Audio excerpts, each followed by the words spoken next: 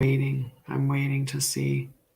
So that one's live, but for some reason TikTok's not getting there yet. So we'll have to play with that for a minute, see what's going on. It just keeps saying loading, so we'll give it a hot second and see what I don't have to do to correct that.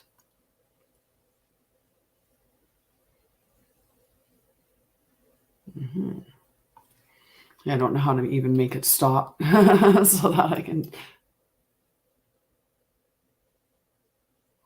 Okay, so it was unable to go live at that time.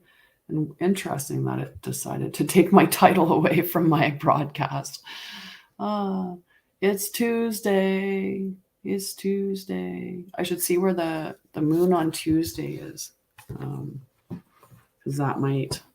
So what I'm going to do is I'm going to cancel the live on Instagram. And we're not going to even worry about sharing it. We're just going to discard that. And we'll see if we can't get TikTok to work. Sorry about this, guys. I'm just going to disconnect the Wi-Fi and reconnect. It's just like us. Hi, love. How are you? I'm happy to see you this morning. So yeah, let's see if we can't get TikTok going now. Even though, like I said, it decided that it wanted to. Alrighty. So let's see.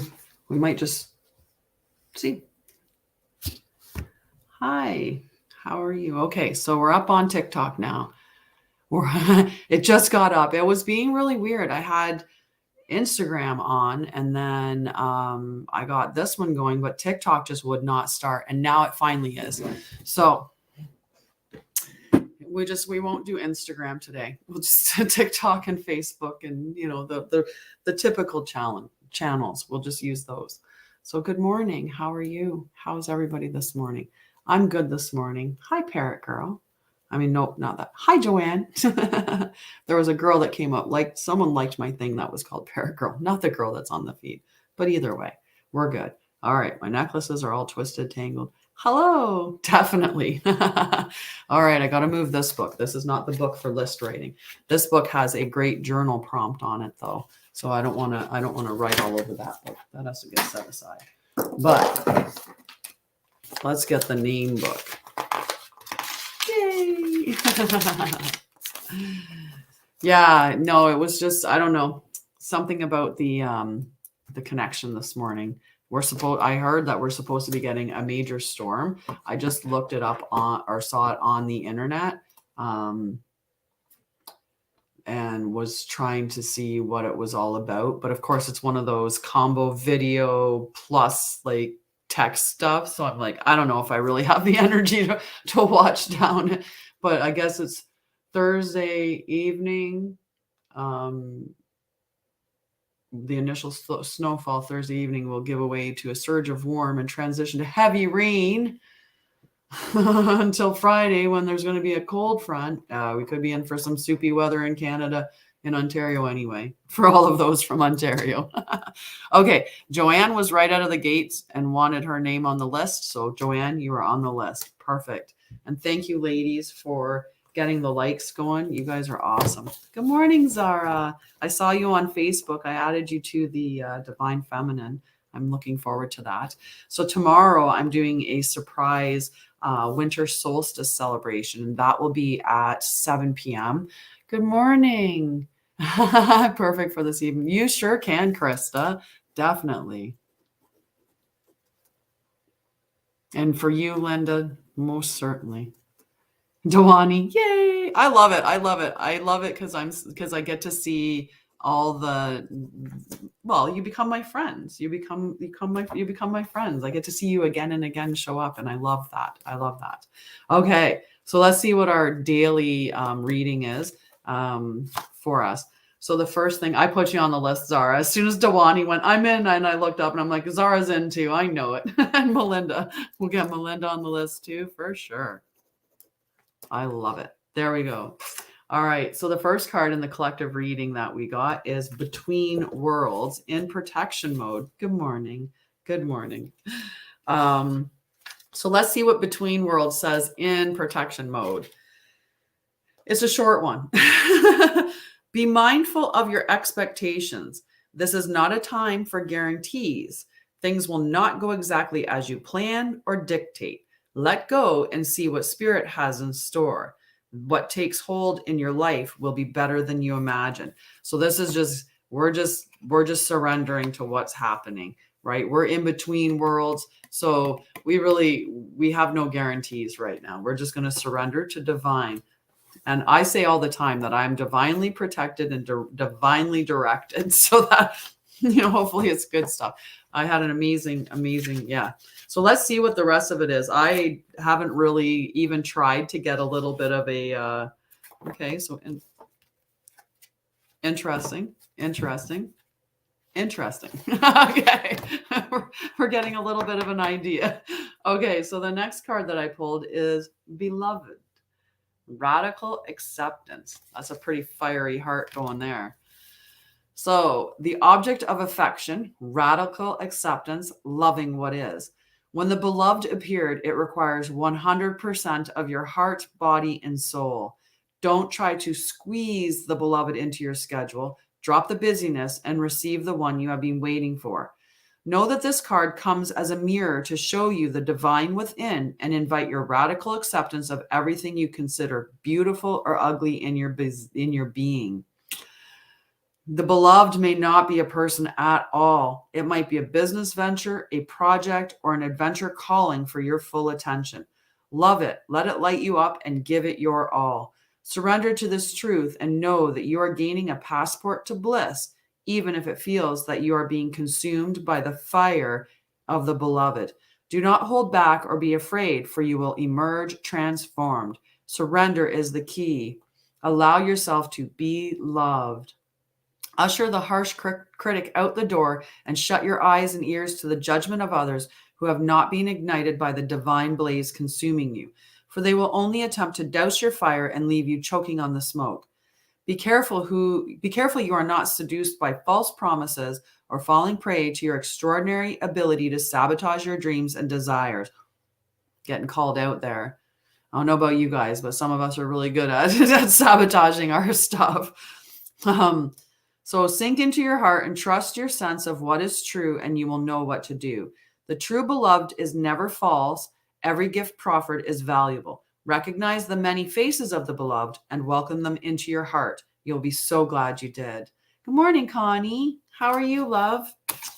So interesting, right? So the beloved doesn't necessarily be that it's a person for us, right? So we're in between this world, in protection mode. We just have to accept, and this is asking us to radically accept as well. And that radical acceptance could be of a person, a career, a job, a venture, any one of those personal developments. This is interesting. Ooh, we are on our way. All right, let's see what our lovely dip into astrology is going to teach us. So today I pulled the 12th house. So the 12th house would be kind of where Sagittarius resides, right? The 12th house, right? Because Sagittarius is about that introspection, spirituality, philosophy, education, all packaged in with some fun and bluntness, because that's kind of Sagittarius. Free spirit, travel, but you're going to get some bluntness in the mix. But let's see what the 12th house talks to us about.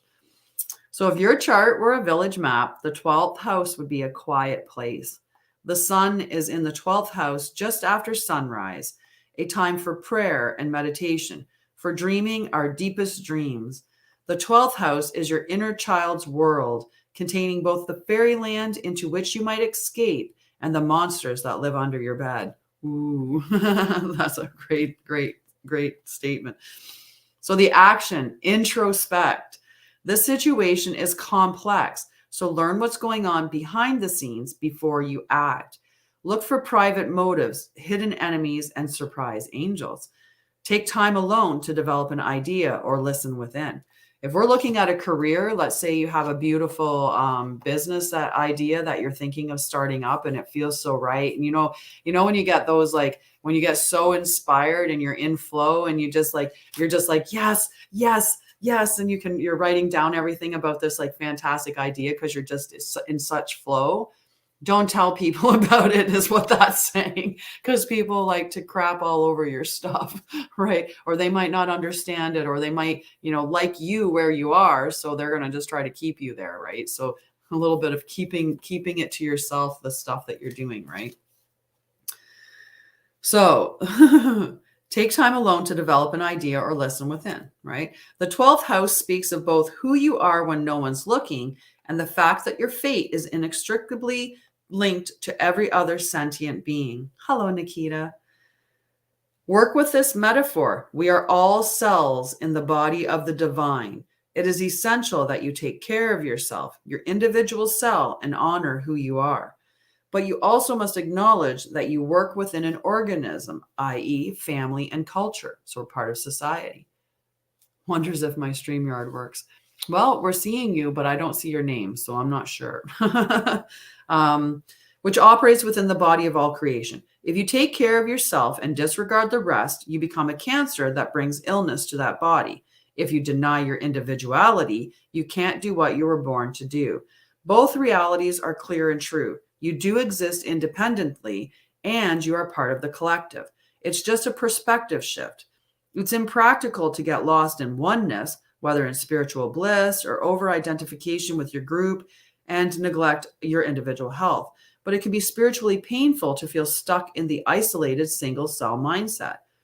Spiritual practice can help you find a healthy midpoint between a disconnected, lonely state and a state of connection. Connection to one another, to a cause, or to the divine. Grounding helps you return to your personal path. So it's that in between, right? We want to make sure that we are part of a collective, but we're also part of we're just with ourselves, right? So the challenge is it can be hard to find a healthy place between feeling consumed by a group and dwelling in stunted isolation. The 12th house asks you to face your fears.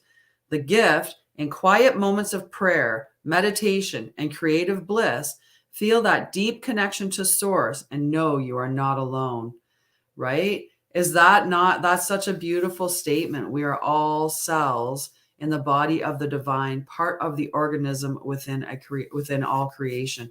It's beautiful. Yeah. And I'm not sure. I'm not actually seeing Nuev. Unless I'm not seeing it because I see your real name because we're friends, maybe. So nice. Yeah, I love it. I love it. Beautiful. A book by Dr. Robert Anthony, Secrets of Success, Telling Goals and Plans are tantamount to failure. Yeah, right? Like oftentimes, because people don't, when you change, sorry, there's a couple of things getting, when you change, you can sometimes shine a spotlight on what's wrong with other people. So they don't like that. They want to keep you where you are, because sometimes where you are is a spot where they can control you or take advantage of you. So they want to keep you in that space. Not that that's always the case. It's just sometimes it is that I don't feel like I can heal or I can change or that I'm capable of reaching for the stars. Like it just shines that light on my insecurities, right? So I'm like, no, don't change, don't go, right? Or we're worried that our relationship's going to drastically shift when somebody changes. So there's lots of reasons why your change will trigger other people, but that doesn't mean that you shouldn't change anyway, right? Yes, absolutely. It's how I was saying before with that healed people heal people. So when you heal, you're one new cell within that organism that's healed, that's going to cause healing in the organisms around, or in the cells that are around you, right? Good morning, all. Only a quick pop in for now. Work prep calls. Hi, Mel. Love you, sweetheart. Good morning. How are you doing today? I hope that you're having a wonderful day. Hi, Iskra. So our last card, this one came in protection mode or in shadow mode. It was the Lovers card. So it came to me this direction. So let's see what our message is for the Lovers, and we'll take special note about the shadow portion. Okay. So Lovers is a choice. Ha, nice.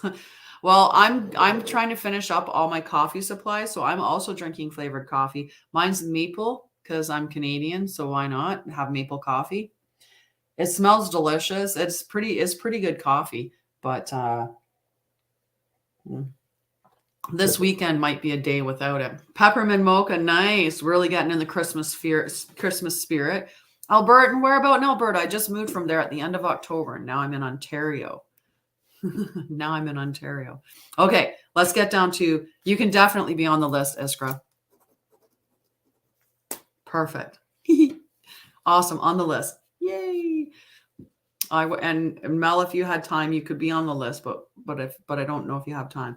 Okay, so the main or light seer position is a choice, dualities, harmony, a lover or romantic relationship, friendship, unity, choosing to allow yourself to fall in love, healthy boundaries, and soulmates.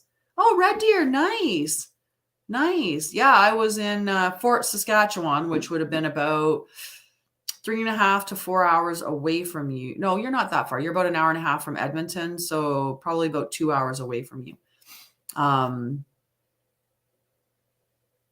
Nice. Okay. Calgary, there you go. Nice and close. Awesome. And St. Catharines, beautiful.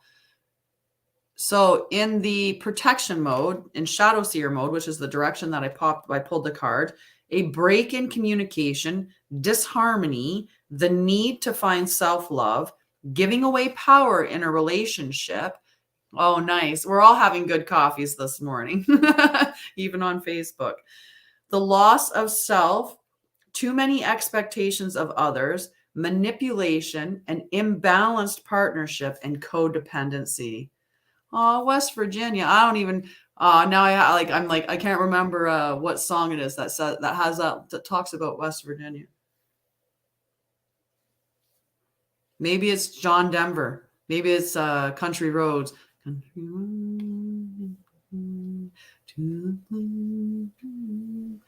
West Virginia. It is. It's Country Roads. I was just like going through the song and I'm like, West Virginia. And I'm like, yeah, it's Country Roads. Perfect. Okay. So let's read what the message of this card, but remember, yeah, we're all connected energetically. You could be anywhere in the world and we're connected energetically. You are close right now. So magnetism, like magic, is coming into your life. You are sitting on the cusp of the type of, so remember, this part's not so much for us. It's going to be the end, the deeper part here. So, because the lovers in reverse isn't about the lovers, like the love, that's not our message. So you're sitting on the cusp of a type of a profound connection that happens when two souls are intertwined, and their entanglement forever marks their individual paths. Often this card signifies that an important choice needs to be made. Will you embrace the spiraling energy that unwinds between two people who are beginning to connect and choose to shift into the relationship or not? Falling deeply into trust will be necessary in order to create a lasting bond and grow around vulnerability, honesty, desire, and intimacy. It's being called into the light to be healed. So it's calling things into the light to be healed. I can imagine coming into West Virginia on a plane. I would get a karaoke sesh happening with everybody. I would. I might have to sing that song later today just for fun. So while partnerships are beautiful gifts on the path, you must seek to give fully without weakening your resolve to remain whole. Remember that self-love is the key to balancing the duality of any relationship. My heart is open to deeply meaningful relationships, and I expand into this union with loving trust. But we want to make sure, so when it's in the shadow form, it's warning us about that codependency, about, not having a good balance of give and take, not having a balanced relationship, right? So in shadow form, it could be that there's an unhealthy balance there's an unhealthy dichotomy between the two, or duality is not really even. But it could also be just a note to remind you to look at your self-love, right? Because when we're in our relationships, we're being mirrored how we feel or how we love towards ourselves. I got to reach across the screen. I apologize, guys, but I left my phone set up like it's for Instagram, and I'm getting a spam call right now. And I'm just going to cancel that and drop it over there. Then it won't be annoying or squirreling me, because I shouldn't have my phone sitting up like this so I can just see notifications popping up on it. So those are little tips and techniques for me with my ADHD brain. I have to minimize distractions when I'm doing this, because it's very easy for any motion or color or pop to just like be like, ooh, squirrel, ooh, squirrel. So I have to make sure I have things minimized. So this whole reading, like, it's more in I didn't take it out. I left it in its slot. Right. So we're looking at, and we got to put them guys upside down. Right.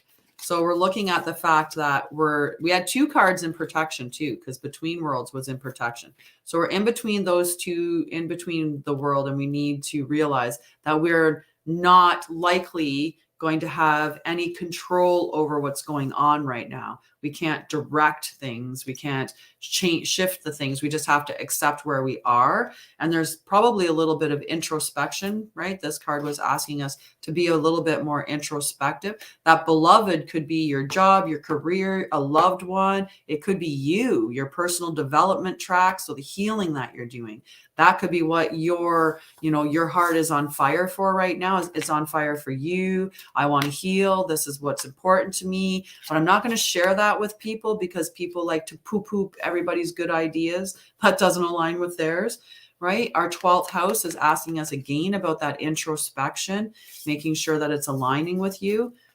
And this could be that making sure that the relationship with yourself is important, right? That you're fostering that relationship, and that you're not in a relationship that's potentially codependent, right? That you're making sure that there's an even balance within those relationships. So whoever that resonates with, interesting.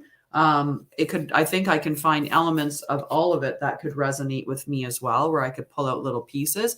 And I don't think that there's anything wrong with having a card that suggests that we do some introspection, that we meditate, or we call on our higher power, right? When you are inspired, you are in spirit, like you're connected to the higher spirit, whether it's your higher self or it's, to God or the universe. So it's that kind of information. So Between Worlds, in protection, that's just things are going to happen for us today. Things are going to happen for us today. Just love what comes to you.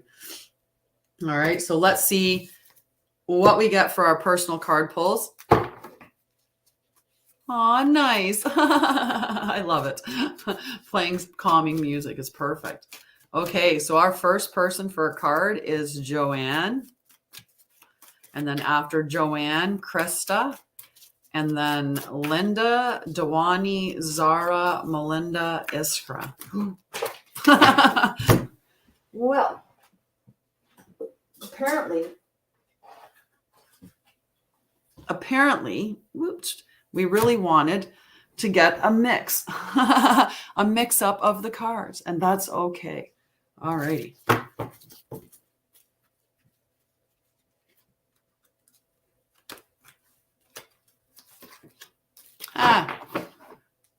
Well, this is a good message for everybody. Is breathe. Okay. Are you singing "Take Me Home, Country Roads" to oh wait, sorry. Wrong way. Wrong way. See, that's how ADHD brain works for me. It was like I saw a comment on there about Don Denver's Country Roads, started singing it, caught the reflection of my phone. I had a message from my son pop up, so immediately picked it up to start looking at it. Just ding, ding, ding, ding, ding, ding. And I'm not even doing what I was planning on doing. So breathe is number 29. We'll turn the phone face down. It's always a good thing as well. Number 29. Okay.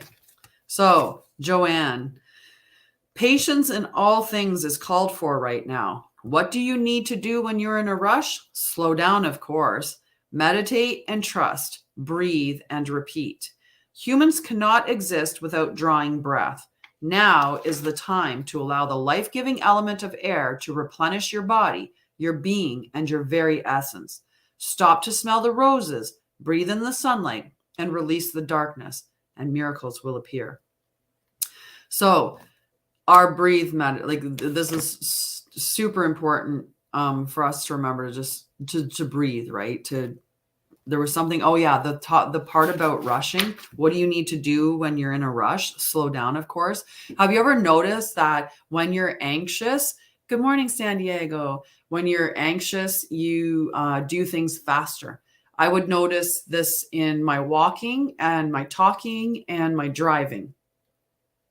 So if I was talking with you and I was operating in my anxious space, like especially like high anxiety, then I would be talking with you and I'd be just talking like really fast. My conversation would be like the words would be coming out really fast, and maybe the information wouldn't be necessarily connected because it would just be really fast talking because I was being anxious.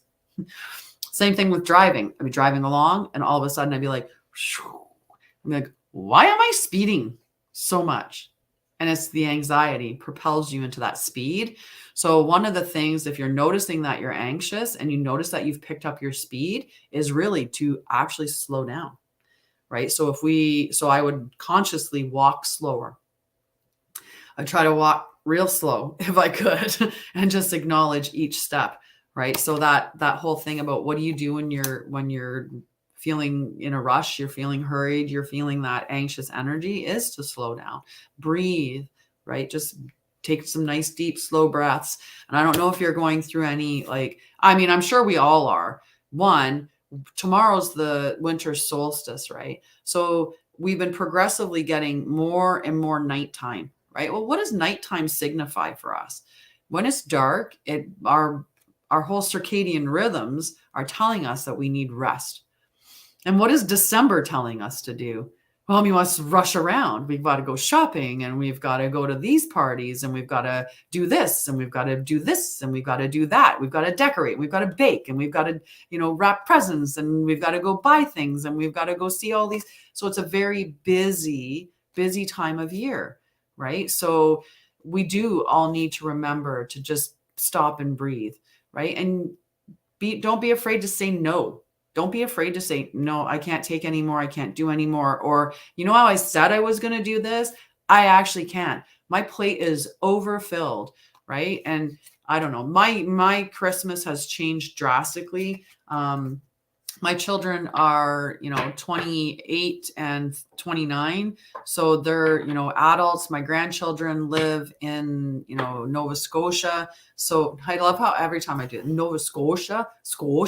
I don't know why I got to put a different sound to Scotia. That's so funny.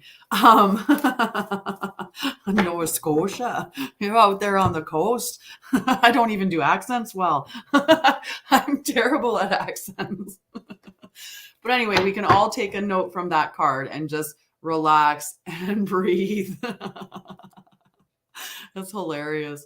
Oh my God. I want to call my son now and be like, oh, I was talking about Nova Scotia, going down to the coast. Gonna get me some.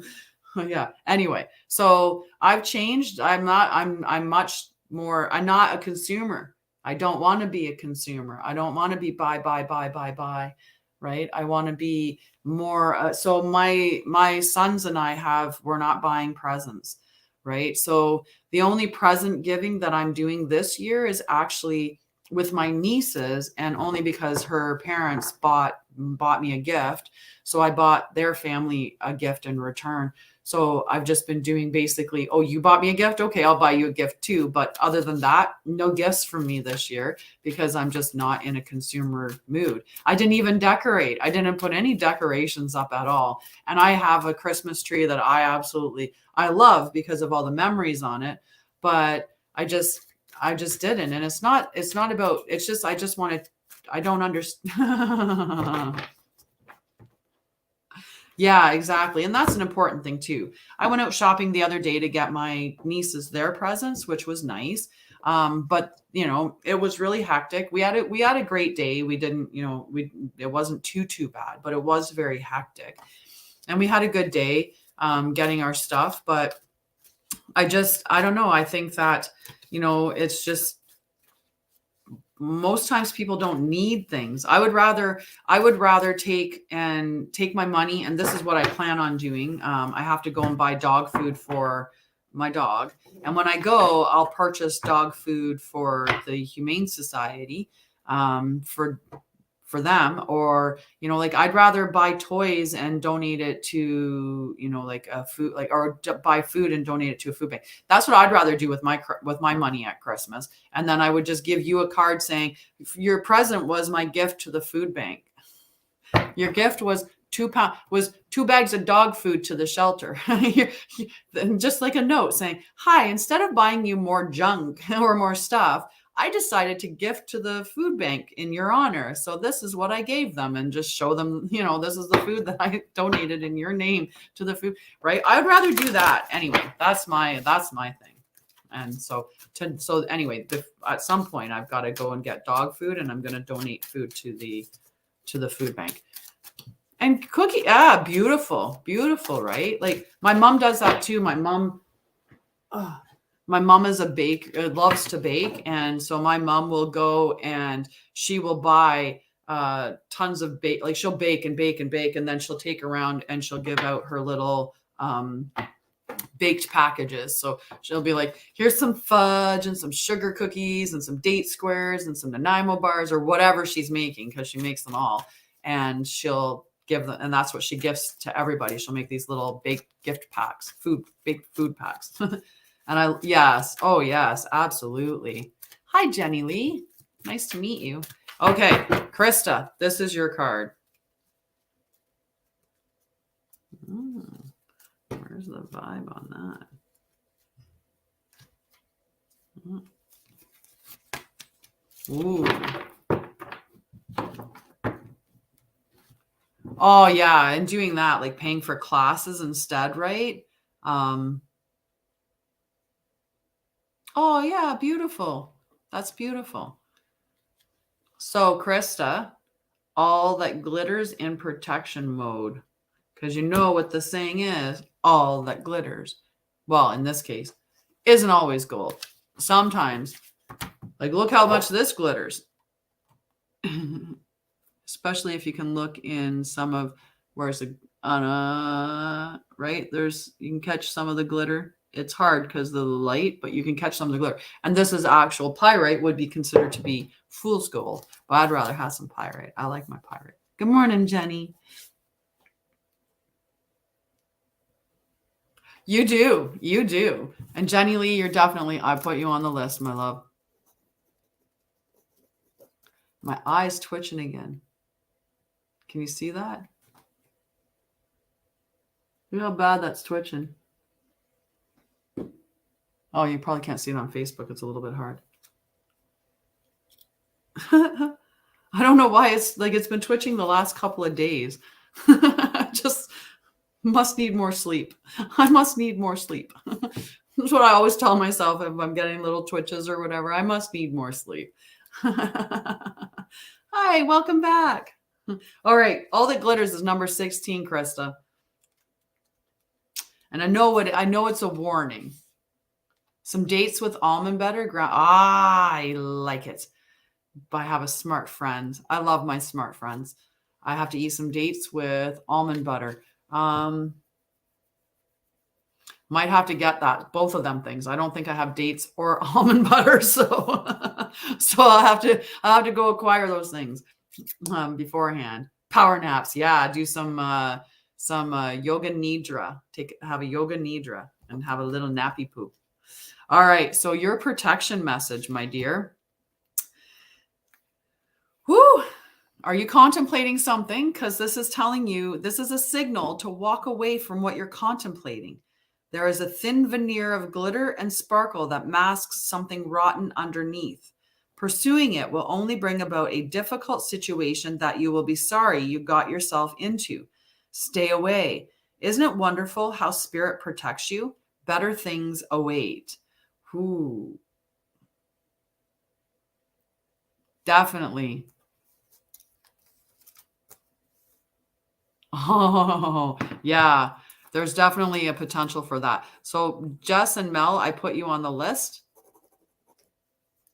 Perfect. Awesome. I think I can probably get you in an hour as long as I don't talk too much. That would be my biggest thing. Aw, you're so sweet, Melinda. So Linda, this is your card, my dear. Woohoo. Not those ones. We're just throwing them. We're just throwing some cards to get their directions changed around. Yeah. It just comes in and for a hot minute and then it pops out. You have awesome news. I'm excited about this.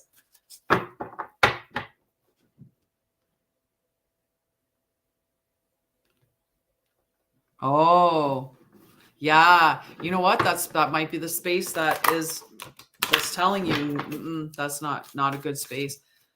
I can't wait to hear your good news, Jenny Lynn. All right, Linda.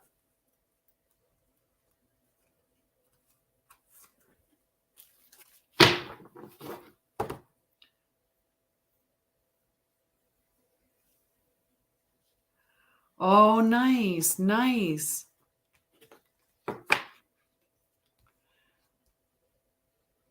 How do you, I think you're asking, how do you build self-esteem? It's a work in process for sure. You bet. Love. We will connect on a call. Remember, we got our happy call. And I love that, Jenny, because I know that's a big step too, right? Right. Definitely. All right. So Linda, this card, remember, because I know that you changed your profile picture and I see the individual on there. So I want you to know that there's a meaning under here, right? Because I did pull the soulmates card, but I always caution because everybody gets excited when they see the soulmates card come up because they think that is talking about a person that's going to be there with you forever.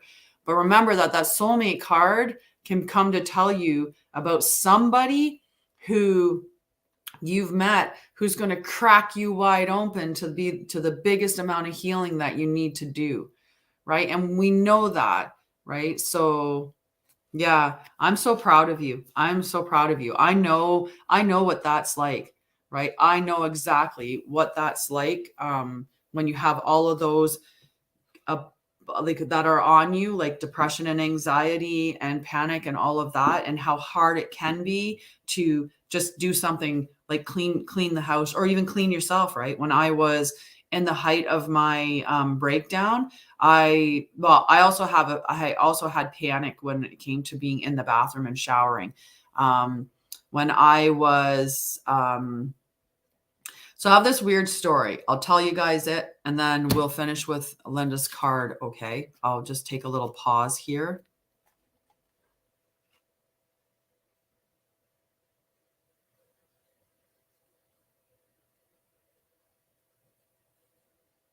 Nice. Very nice. I love that. Sorry, just getting another. Hi, angelic butterfly fairy. I like it. So when I was I talk about how I was kidnapped and held captive, and that was by my stepdad, and that happened when I was about 15. But because of all of the dysfunction and toxicity that I grew up in, later on when I was 16 and I moved in with my boyfriend, I actually lived with my stepdad again after that briefly. But then I moved in with my boyfriend and I thought, oh, I'll be safe. I have my boyfriend. It's okay. My stepdad, if he comes and stays with us, it's okay. I have my boyfriend. I'll be safe. He's not going to hurt me again because I have a man in my life, right? Well, he did other things, and I ended up finding out that he had drilled holes into the shower, like through the walls into the shower, like peepholes all through the house. So we went, like, it was just a really huge thing, right? But I went through all of that.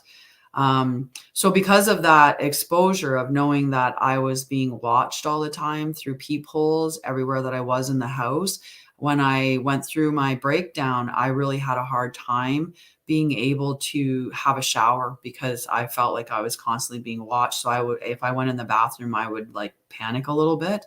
And especially if I tried to have a shower, I would panic like crazy.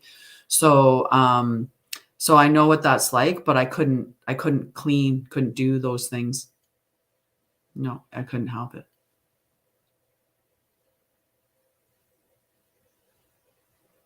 Yeah. No, it's hard. It's hard, right, to go through those things. Hi, Marissa.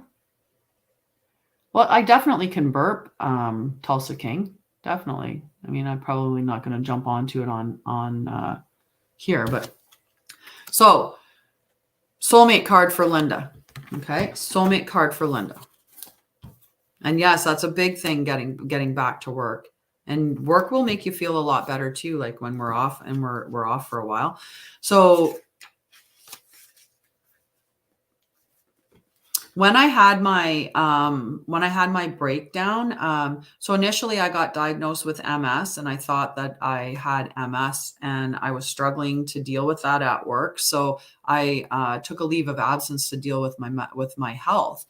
And as soon as I took a break, all of my unresolved trauma came smashing forward. So I ended up having a diagnosis of, well, I had anxiety and depression. I was just high functioning, but now they were like, yeah, you anxiety, depression, panic disorder, complex PTSD. And then they threw the MS out the window and gave me functional neurological disorder. Good morning. How are you? I, um, James, that's Geeky Pandas, James on that side.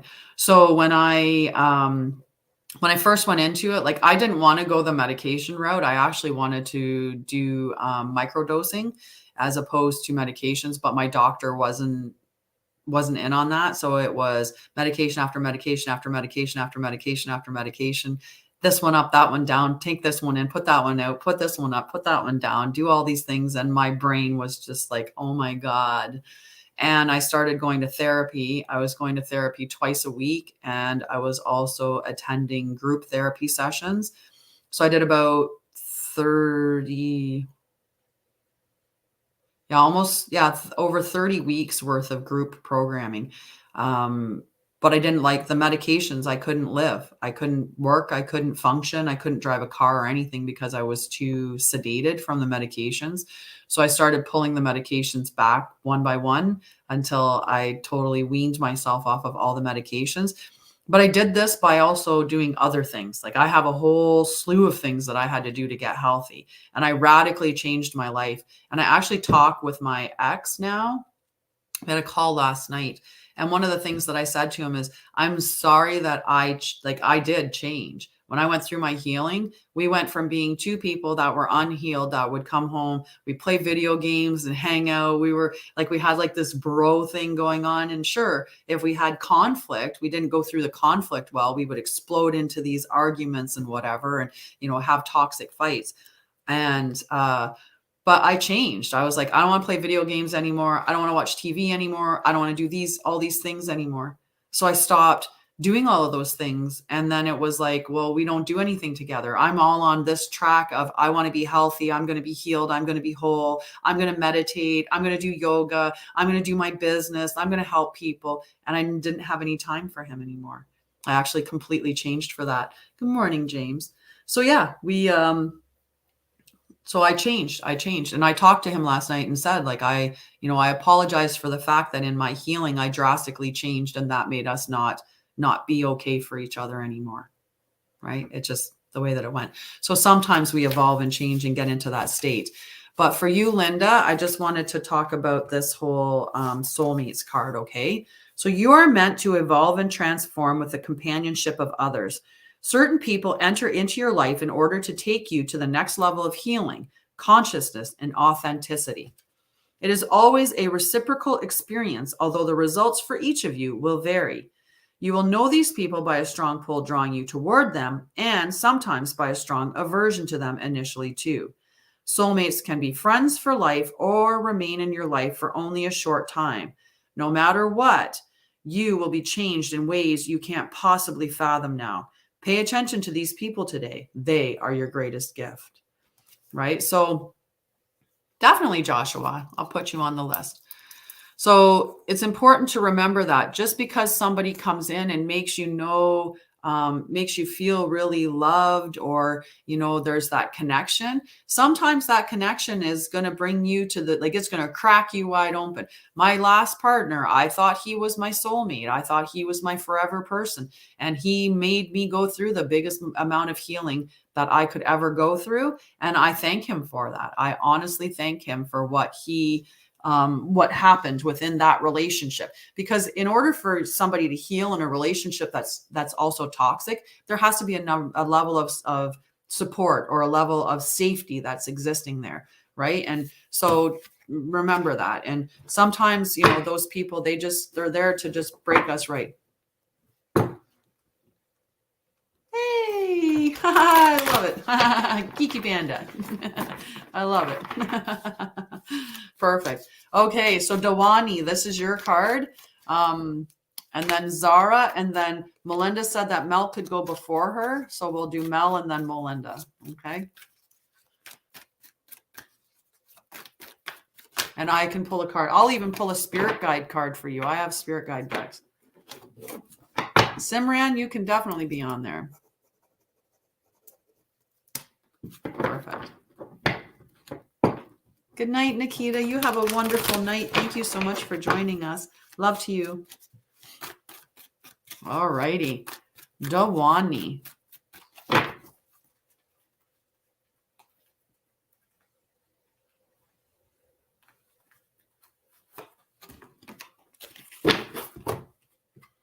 Community in protection mode. All right, let's see what community in protection mode is all about. Number 8 is the number. Okay. Be aware would work too. Beware. Be aware of compromising your integrity in order to belong. How do you dim your light or change yourself so others will accept you in the group? Do you hide who you really are in order to play a role within the larger whole? This will never fulfill you. Now is a time to assess your willingness to be real. Stand tall. Be you. Authenticity is true self-expression and the only way to empower yourself. Don't be afraid to be yourself and step into the role your heart tells you to take. Making yourself small bears too high a cost. Right? When we're not being ourselves, like our spirit, like it really is a shame to our spirit. And there's so many things that I'm sure, Dawani, that you bring to the world. I hope that you're willing to stand up and just be you, right? That you're willing to be true to you, true to who you are. And if you're not sure who you are or what you like or whatever, right? Then that means that you get to have this great exploratory stage. Right? Oh, yes. Oh, yes. Because you're in Alberta. Like it was like -30 yesterday and then some wind chills. Right? That was a lot. Authenticity, word for 2023. I agree. Absolutely. After Dawani is Zara.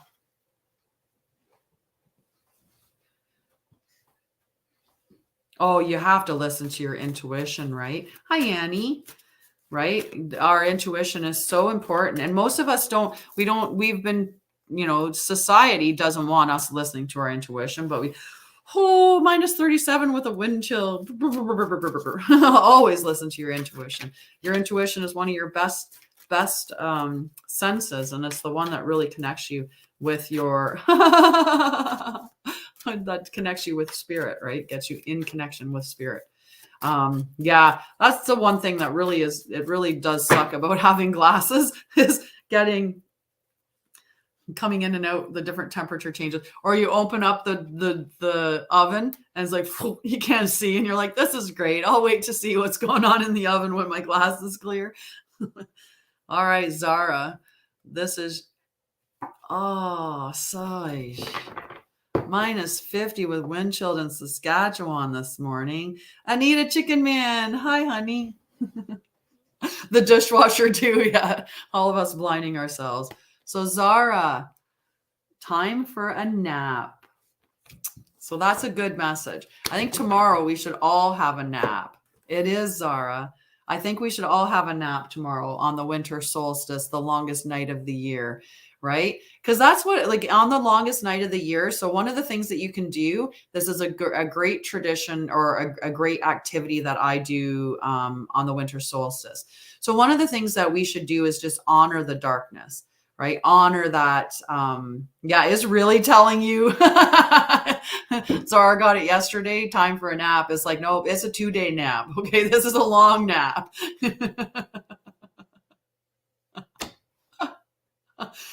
Everybody needs a nap. So here, everybody can have that nap card. We all get the nap card.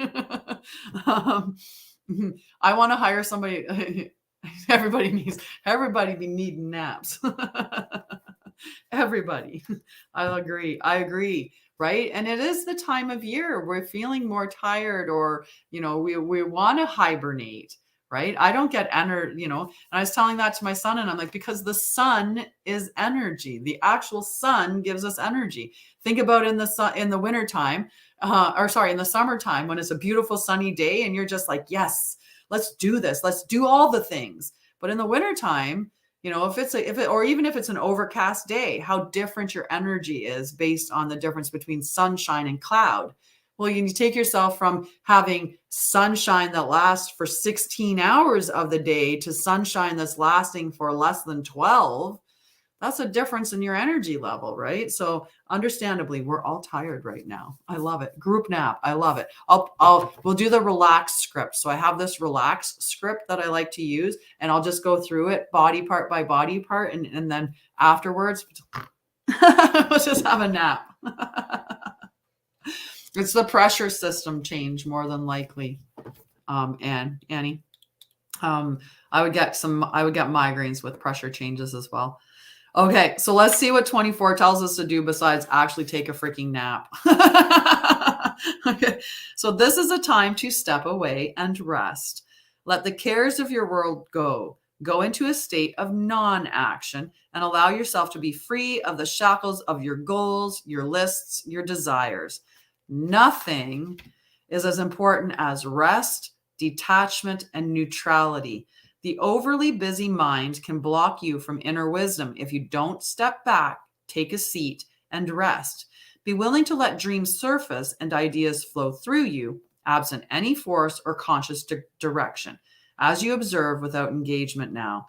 Might be an idea for a meditation session too, just to get in, just to rest and be in your mind and let those thoughts come to you. Best live ever. Everyone's just napping. We'll start with now my script, my now I relax script, and you can do this anytime, but before bed works really well to get you into that relaxed state. But even if you just wanted to rest for, say, 20 minutes or a half hour, you decide, oh, I'm on my lunch hour at work and I just want to rest, just shut it down energetically. Just go through your body and starting at your eyes and be like, now I relax my eyes. And then you follow the command. And you can actually, when you say it, I'm going to say these phrases and I'm going to do what I say, right? So that's the whole, now I relax my cheeks. And you can just feel the feeling of just whoosh, right? Now I relax my jaw. Now I relax my mouth, right? Or my tongue. Now I relax my throat and my shoulders, my chest, my back, my arms, my hands, my leg, all of it, all the way down your body to your feet. And then at the end, you go, now I relax my mind. And just feel it, just that blanket just come over you. And when you get to your mind, you just sit there feeling now I feel like now I'm relaxed, right? So you've said this to all the parts of your body to relax. Now they're in that relaxed state, and you just sit there and feel, or just sit in that space of relaxation. So it's a really good way to rest and rejuvenate yourself. Yeah, definitely need naps. Pine needle tea is really good tea too, or doing clove, ginger, and cinnamon together is a good idea as well. I apparently have to go get some almond butter and dates so my eye will stop twitching.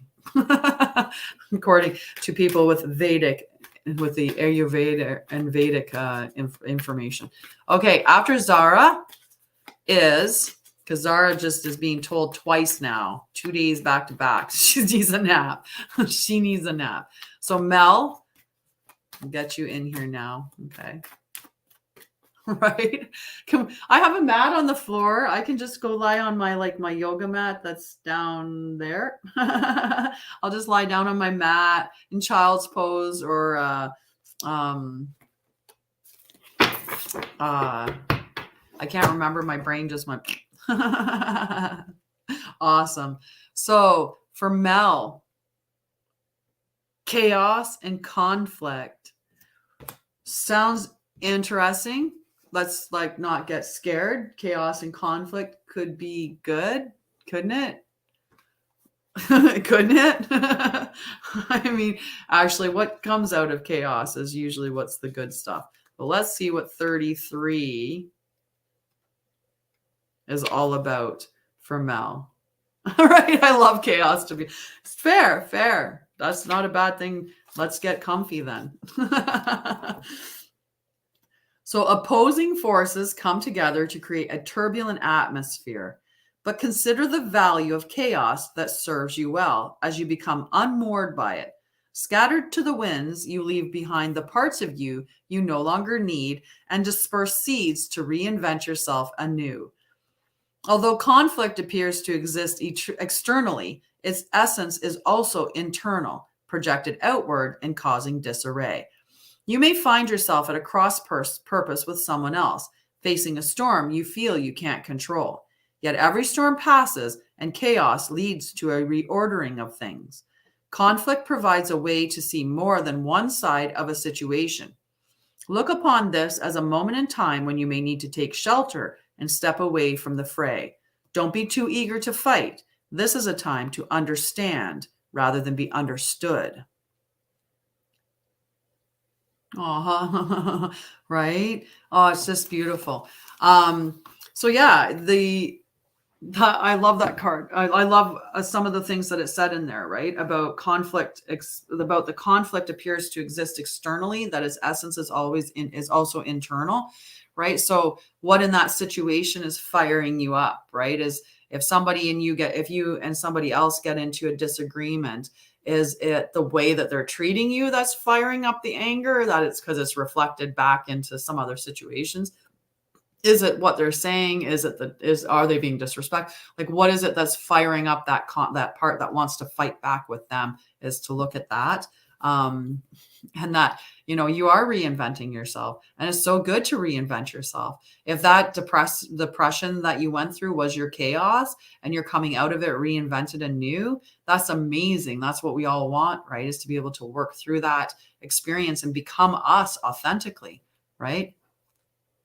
Aw, thanks, Melinda. Beautiful. Okay, so I'm going to cross Mel off from lower down on the list, and I'm going to put a superstar beside Melinda because she's being a superstar and waiting until later, but then I'll make sure to go back to her. Okay? Perfect. Beautiful. Love you guys. All right. So after, we'll skip Melinda because she's gonna have that star beside her name to know that anyone else, that we'll just continue down the list in case anyone has to exit early, has to get out of the live and run. Then yeah, sometimes the biggest disruptions that happen in our lives, right? Sometimes, I talk about this one here because it's not one that tends to trigger anybody when you talk about it. But, I was working as a nursing care coordinator, managing a nursing home, a long-term care. And they decided to bring in another nursing care coordinator. And when they brought her in, she decided to go and tell them lies about me. And they decided to believe her, and I ended up getting fired because she made it seem like I was breaching confidentiality, which I was so upset by that. I was like, as a nurse, I would never. And I'm like, oh my God. But anyway, they decided to believe her and they fired me, and I was devastated. I was so upset by that, so hurt. Like, I don't get fired. I'm not that person. So, but in the end, I ended up getting a job as a nursing care coordinator, but in emerge and acute care, which took me back to my roots because I started nursing in emerge. And that job ended up growing and evolving, and ended up being a way better job, a way better fit, less toxicity in this role than anywhere else. So that chaos that came up with, somebody lying about me and then believing and subsequent being fired, that ended up sowing seeds for a really great job that I had for over 5 years. So chaos can sometimes be amazing. Beautiful, beautiful, right? Yeah. Yeah. And that's the unfortunate part, right? Like there is absolute validity to the ACE score, right? So those of us that have been exposed to traumas, the more traumas that you've been exposed to, the higher your ACE score. So things that get measured on the ACE score are things like having a parent that was in prison, having a parent with mental health, being abused, being neglected, things like that. So there's a whole list of them, 10 of them to be to be fair, there's 10 of them. So divorce, stuff like that would be something that could create trauma as a child. So when you look at your ACE score, the higher your ACE score, it's the adverse childhood events is the score. And actually I have a search engine right here.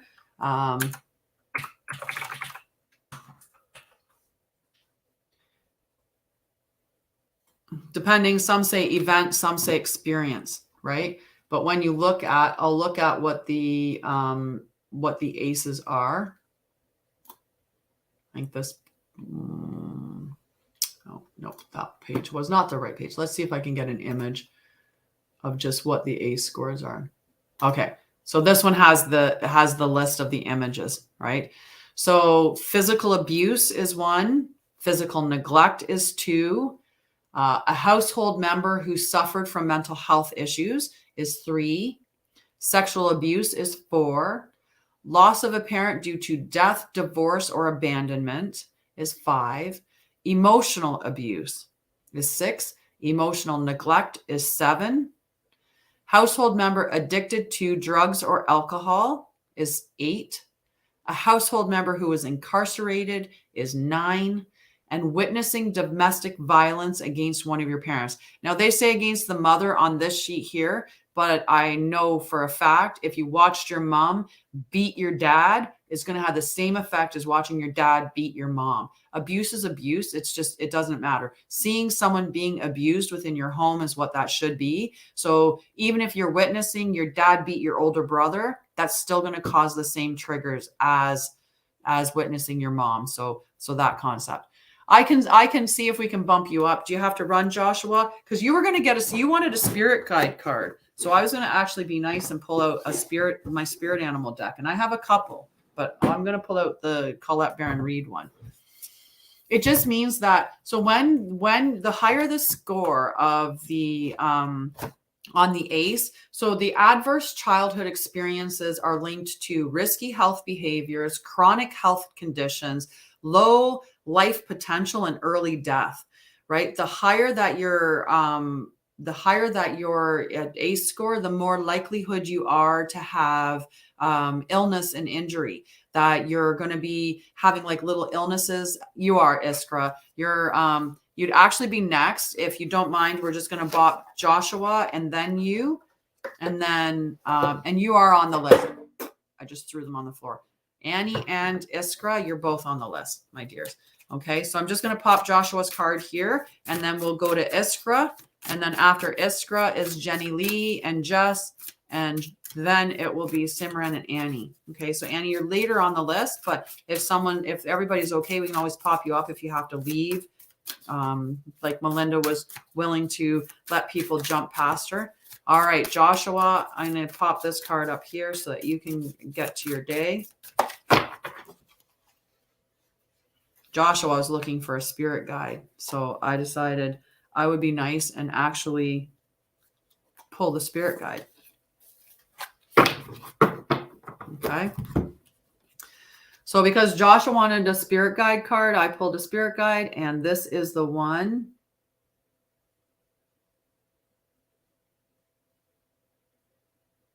Oh, sorry, the message came up at the same time. Oh, have an awesome day, Mel. Thank you so much for joining. So Annie, I'll move you up a little bit on the list. I got childhood trauma and just got out of this. You should talk with me, my dear. Angelic Butterfly Fairy, and even Susie. Right. That's something that I work with. So working on your mental health and resolving your traumas is what is going to change those effects of having the ACE score. Well, they do. They do. I agree, Jamal. I do. I mean, and I do. I agree. I think that lives matter. All. And I think that animals matter, and I think that plants matter, and I think Mother Earth matters, and I think you matter, and I matter, and everybody matters, right? And I think that, anyway, let's see what the parrot spirit, watch your words, is telling you, okay? So Joshua, this card is for you, number 45, which would be a 9. 9.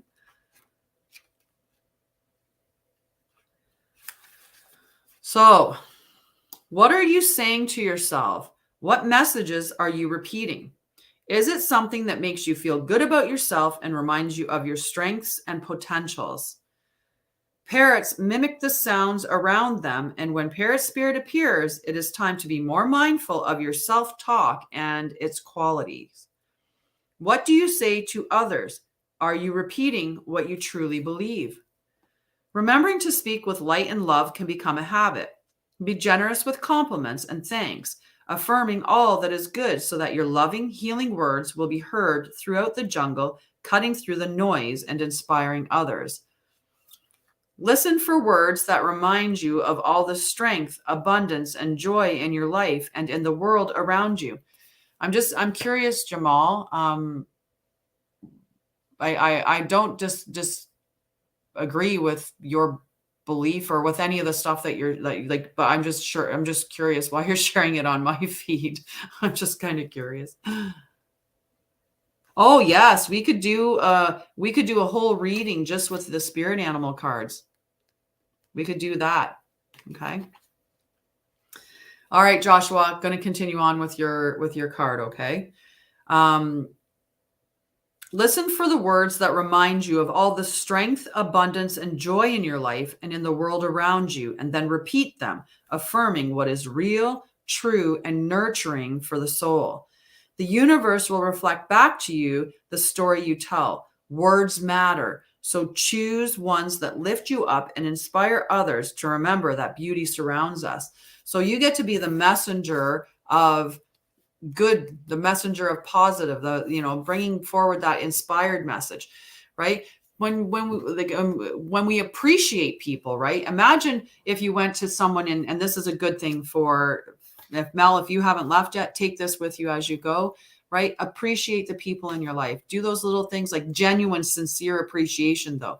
So my son, what did he do that I appreciated him for recently? He's working on his mental health. So I was complimenting him on that fact. Like, I'm really impressed that at 28 years of age, you've taken it upon yourself to delve into your traumas and work on your mental health so that you can show up better, healthier within your life. It's a huge thing for someone at that age to do, right? Or I'm proud of you because you're trying to play the guitar. And I know that when you're challenged in the rest of your life, that your resiliency is low, and practicing something like that that's challenging can make you angry and make you, get mad and quit. So I'm glad that you worked through your anger and you continue to play, right? So something like that, where you're genuinely praising who they are and what they're doing or how they're accomplishing it. it totally changes everything, right? But we tend to go around and say, well, you didn't do this and you didn't do that, and this is what you lack and this is where you don't match up. Did that make sense to you though, Joshua? Like if you want to give some input on that as to whether or not you feel like the parrot spirit is really, reminding you like to look at your self-talk, or, the way that other people are talking to you, or how you're talking to other people, to make sure that it's just, you're doing it better, in a better way. All right. Spot on. Okay. Awesome. So yeah, I've got these spirit animals. Yeah. You're welcome, Joshua. Okay. So know that I also do like readings, and I do have a reading that I do with a spirit animal. That's $45. And I tell you what your spirit guide is, what message he's trying to get to you, and a whole bunch of other things. It's a 5-card spread. And I have other readings that I do as well. So if you're interested in that, you can always look me up. I got call for a new job joining. Should I switch the job? Well, we can try my little pendulum. My pendulum string 1 is working. It's still working, even though it doesn't have my gold ball on the end of it, which is sad. But we can ask, can you tell if Manisha should take the job? It's saying yes. Should he switch his job? You're saying he should switch his job. Manisha should switch their job.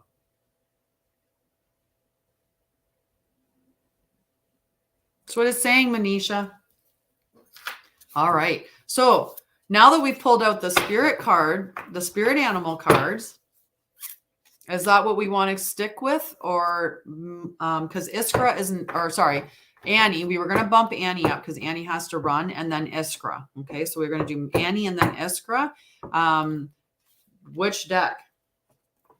Because I have other decks too. So we can continue with our Wisdom of the Oracle. Or no, you can be put on the list, James, for sure. I'll put you on the list. Spirit? Okay, so Annie wants a spirit card. All right. One of these days, I'll do, so I have 2 spirit animal decks, and the one is that one, and then the other one is this one here. So maybe at sometime we'll do the spirit animals from the other one. But let's get Annie a spirit card, and then Iskra, let me know what kind of card that you want. Do you want a spirit guide card, or do you want Wisdom of the Oracle or something else? You're welcome.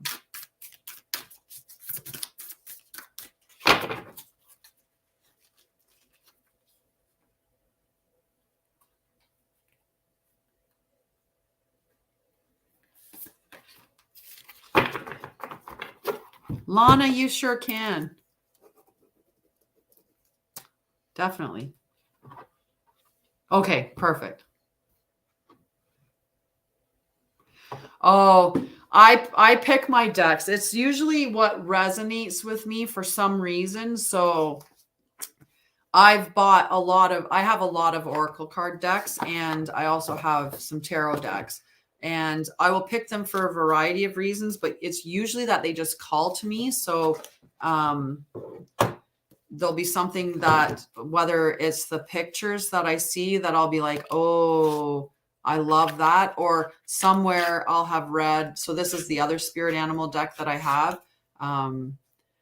So these pictures they're completely different than the spirit animal. So I pick it based on how the deck looks and feels like, and then whether or not it resonates with me. And some decks will resonate with me, but they wouldn't resonate with you. You wouldn't be interested in say the images that are on it. So I pick them based on how they make me feel, like how, when looking at them, they make me feel. If it feels really, yeah, it's just for some reason they call to you, whether it's the images called to me. Ha! That was awesome. Okay. I love that it called to me. And I have so many decks, and I have some that are on their way to me. Like I have decks that are kind of specific. So because I'm into human design, I have one that's a human design deck. Because I believe in light workers and star seeds, I have light worker and star seed decks. So that's something that if you were interested in, pulling cards in that area would maybe make a little more sense, although I do like to include them every now and then. So Annie, hummingbird spirit, be here now. So if I had have pulled a card from here, it would have been the here and now from the oracle deck. It's interesting that the hummingbird spirit. So be here now, hummingbird spirit, is so beautiful. It's just so beautiful. Hummingbird spirit. I do. I have a starseed deck. I have the starseed oracle. I have work your light. And I have gateway of activation. Those would be the, I'm wondering if there's the rose oracle. Yeah, those would be the three that I would say that are in that range, in the range of starseed oracles. Okay, so Annie, let's read about our hummingbird spirit.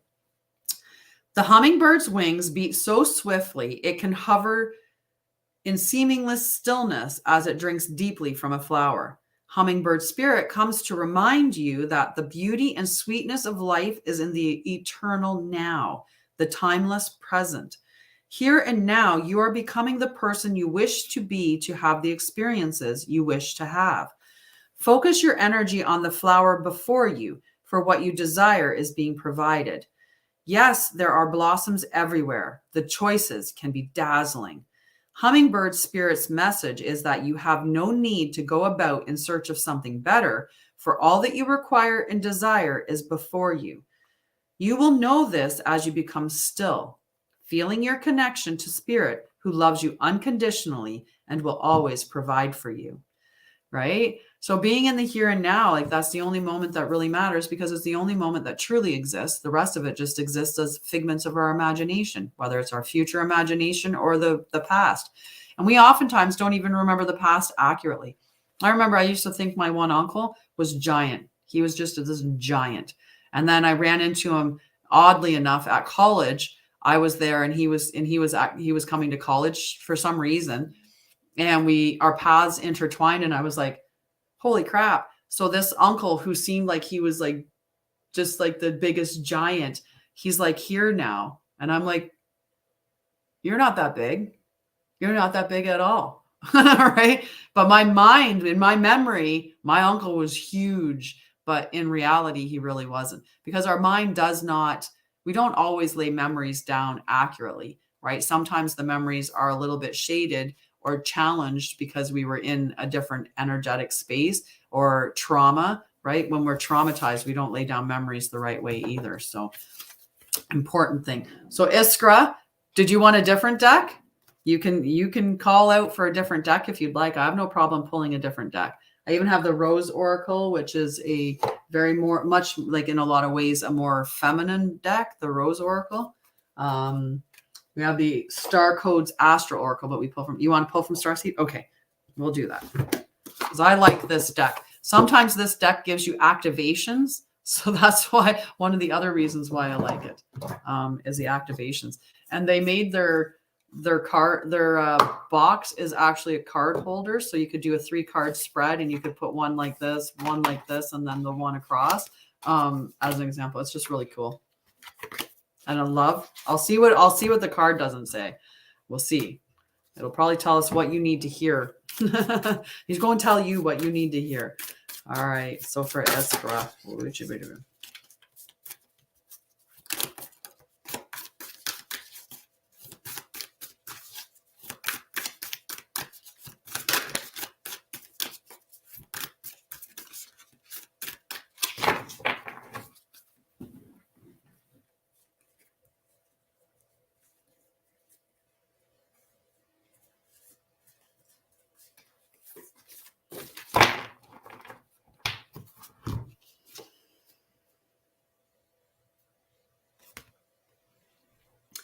All paths lead home.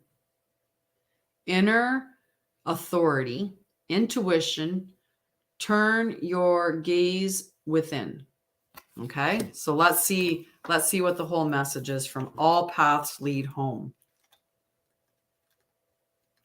Oh, we won't find it in here. We're just never going to find that card in here. Well, then I threw the book. That's hilarious. We are not going to find that card in that book.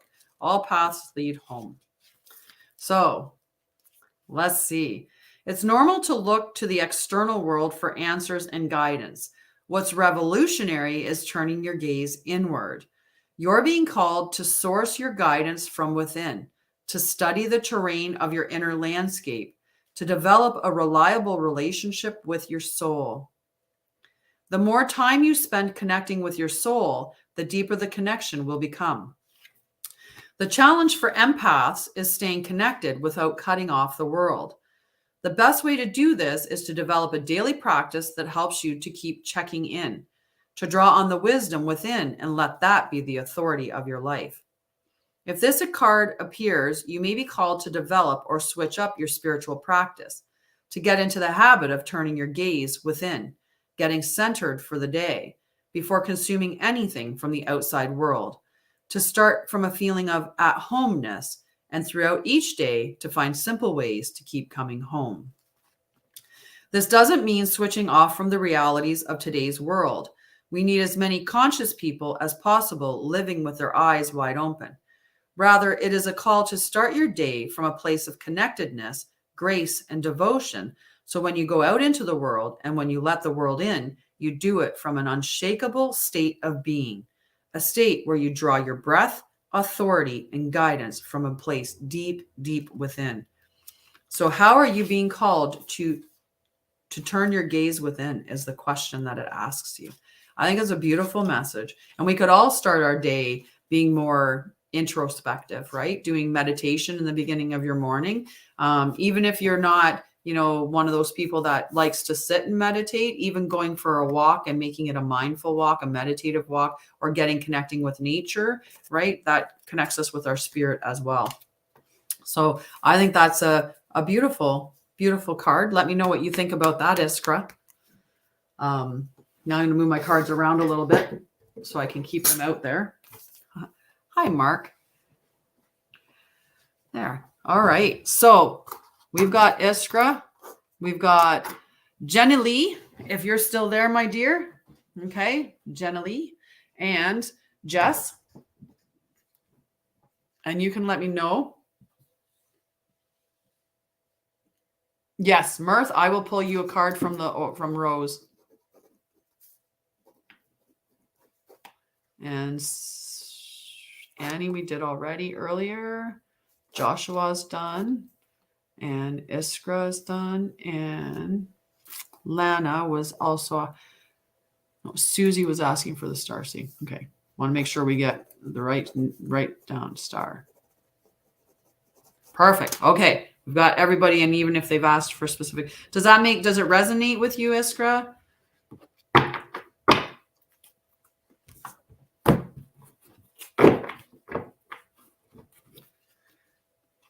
Set that duck over there. Okay.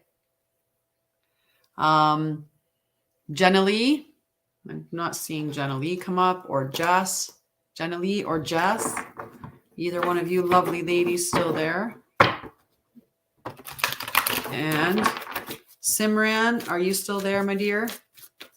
And if not, then we're really shortening our list. If Simran isn't there, and if Jess and Jenna Lee aren't there, but we'll see. Right now, I'm just shuffling the Wisdom of the Oracle card. Oh, there's Jess. Perfect. Okay, Jess. And Susie, I put you on the list, just so you know. All right.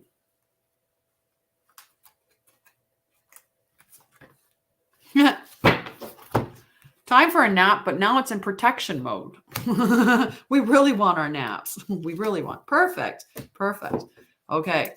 So Jess, I'll cross off Jenna Lee because I'm not seeing her unless she comes back up. So number 24 in protection mode.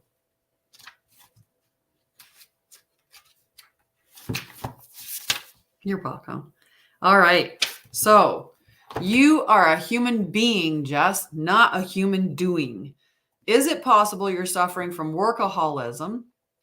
Could you be the only one who thinks it's your job to save everyone, to be there for everyone, and to go, go, go until you can barely see straight? You've gone as far as you can. You've worked hard and nourished people and projects, but now you are an empty well and have no reserve for others or for yourself. Don't let your ego keep you going full speed when your body and spirit need rest. Exhaustion is calling you to stop what you're doing altogether and take a break. If you don't, the appearance of this card could portend a possible illness that stems from being totally overwhelmed. You will feel like a new person if you take that break. Do it now. So very, very, very good message. So Simran, if you want it from a different deck, just let me know. Otherwise, I'll keep going with the wisdom of the oracle unless otherwise requested. Okay. And but if you request a different card, I have no problem pulling from a different desk.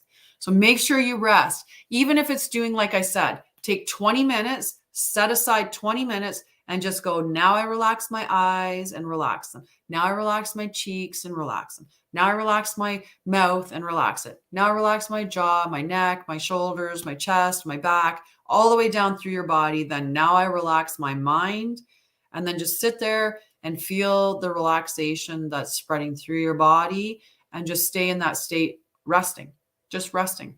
Okay. Starseed one, Simran. Perfect. All right. So Simran, and then James, Lana, Mirth, Susie. Okay. And Melinda, you're still on there with a superstar beside you. And I don't know why I'm shuffling them upside down. That was weird. Ooh, weird.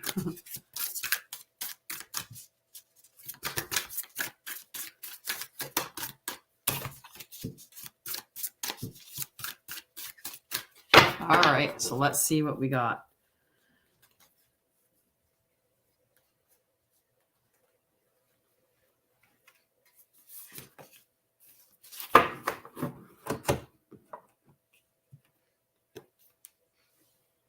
Water your garden, nourishment, body care, tenderness, rest. Let me show that card up there. So I think that's important for all of us to know. All of us. Apparently rest is on the agenda for today. We were getting this time to nap quite a bit. Good morning, Destiny. How are you? Welcome. Welcome to the show. We have lots of fun here. We were just gonna have a nap on the live just for fun because we're all being told to keep having naps. Let's see what water your garden is, though. All right, Simram, this is your card. Earth is a seasonal planet, and as such, you're a seasonal being, cyclic. You can't be on and in full bloom month after month, day after day after day. You're strongly being called to put on the brakes, rest and refuel. Yeah, I can put you on the list, Chantel, for sure. Okay. To take a moment to restock and replenish and slow right on down. Your body is the only body you're given, and it needs to be respected as such. You're being called to take responsibility for your well-being, to put your health and body first. I know it can feel like time is running out and as if there are urgent things that simply can't wait. However, if you keep pushing on, soon fatigue will set in. This way of living isn't sustainable. If anyone continues to race through life, eventually they will reach exhaustion, and it will take longer to recover than it would have done to rest. Immune system disorders and mysterious illnesses are becoming more common because we're putting too much pressure on our bodies to keep up with the instantaneous pace of modern life. How are you being called to put on the brakes, to rest, restore, and rejuvenate? When was the last time you took a holiday or had a full weekend, day, or afternoon off? Look after your precious body and mind. Give yourself enough time to recover when you find yourself running on your reserves. There is enough time. Life will bend toward you when you do. So what is your body yearning for? Right? Is the question that you have to ask yourself. So really good message there. Yeah, lots of us have hemorrhoids. It's quite common, Steve. So, I'm curious, how Simran felt about their card. Did you feel like that resonates, that it is telling you to have a sleep? Is it terrifying you? Is it super scary? Then you should probably go to a doctor or a hospital or something and have it checked out, right? Likely it's not even that big of a deal. But, if you're feeling concerned, one way to alleviate that concern would be to go and see help. Yeah, there you go. Awesome. Hey, One Voice, Alex, how are you? All right. So, James, did you want from the spirit animal deck or did you want from a different deck? Because now that you know, I have many decks.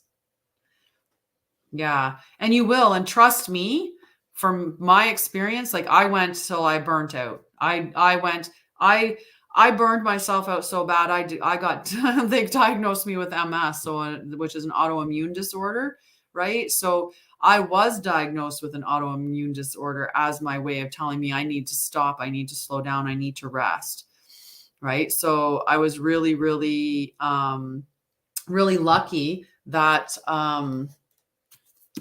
I was able to take that opportunity and heal. And then I healed through all of my traumas as well. But it took a long time. It took me over a year and a half to rejuvenate my nervous system. Because when you get it that down, then you have to spend a lot of time healing and recovering. So it's always better to rest when you're on your feet rather than do something like I did, which was acquire an autoimmune disorder so that I could slow down. Which, I mean, obviously it's fine now, but hi, Alicia, and hi, Candy. How are you guys? All right. Look at that. We're at 1:31. We're at an hour and a half. Whoop, whoop. 10:30. I didn't even notice the 10:10 today. All right. James, let's get our geeky panda. Actually, that guy right there is calling to me. Ooh, hello.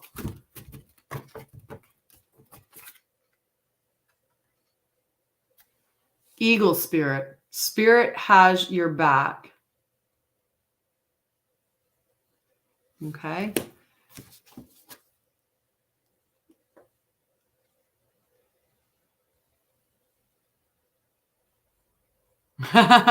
Yeah, meat. There's a lot of talk about meat, that it takes so long to digest in our digestive tract that it can cause toxicity when it's waiting to come out.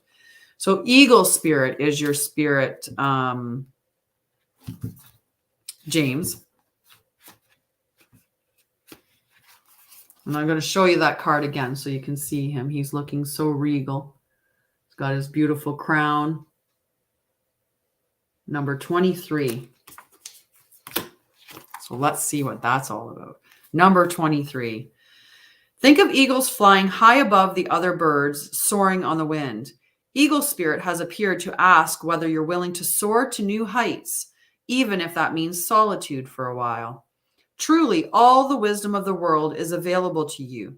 When storms flash across the sky, it is eagle spirit that raises you above it all, helping you conquer fear and overcome adversity, reminding you that spirit has your back and wants you to experience life at its fullest. At this moment, you're meant to know that you have the highest of wisdom and courage within, gifted to you by spirit and all the angels. Boldly build your nest in a lofty space and know that now you can fly effortlessly, proudly embodying eagle spirit in all her glory and grace, claiming what is truly yours in divine timing. So a beautiful, beautiful message there. Little eagle spirit. I love it. Let me know if that resonates with you, James. I'm curious for sure.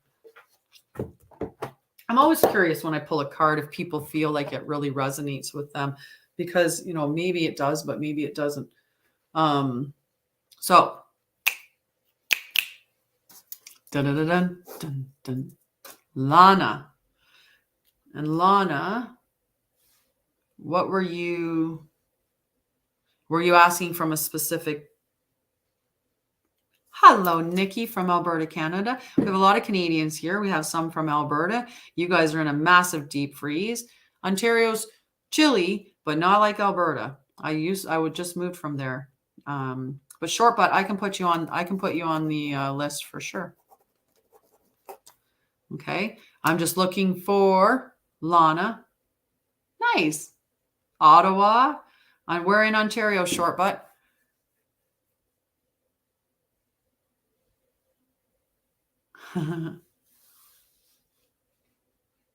Nice. Yeah.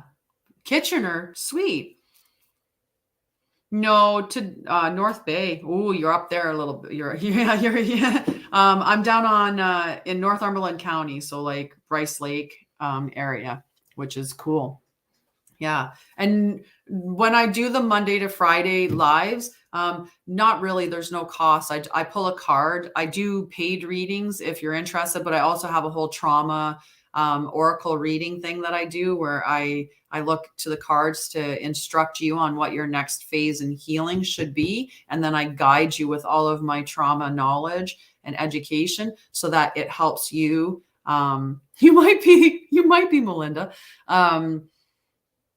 Nothing specific. Okay. So I will pull from just I can put your name up, Nikki, on the list. There we go. All right, Lana, we'll pull from our standard or wisdom of the Oracle deck. Okay. Because that way there, we'll see. So typically when I do these, it's likes. I mean, if you have like little gifts you can always gift. I like gifts, I do, but these ones are free. Sometimes I come on TikTok on Saturday and Sunday, and that I make it a gift exchange because, I do these sessions for free Monday to Friday. So and yeah, but I do have other stuff that I do.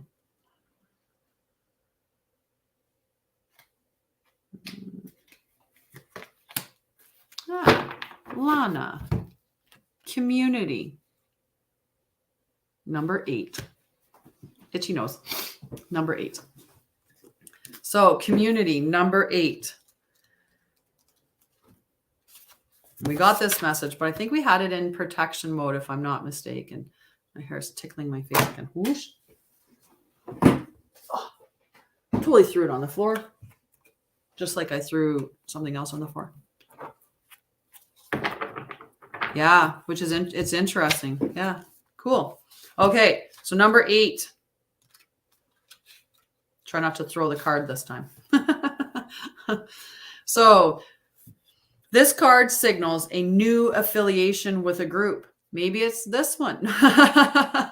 Maybe you're going to join my Sacred Journey Oracle package group format. That's the group. Who knows? It could be another group. Let's see what the rest of the message says.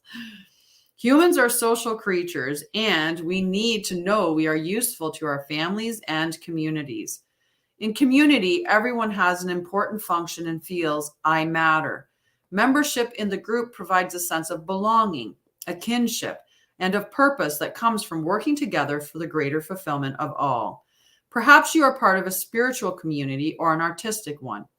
Perhaps you're in a learning community where you share your love of education. Regardless of its form or focus, your community brings you joy. You will be inspired by it and want to contribute to it. Your contribution may be as small as showing up or as large as becoming its leader. No matter your position in the group, your presence is needed. So there. Thank you. Right? That's just, yeah. I love that message, right? We are all needed. We all have a specific function. There's a concept, it's called, or what's it? The symphony and that everybody is an instrument within the symphony of life, right? That we all have a different part that we play, and that, not everybody plays every part. Then it's just you just have to play the part or the role that you're in, right? I can't remember the where I was going, like where that goes, because I just can't remember it for some reason. There's a block in my mind about the symphony and the. Yep, not coming to me. I apologize.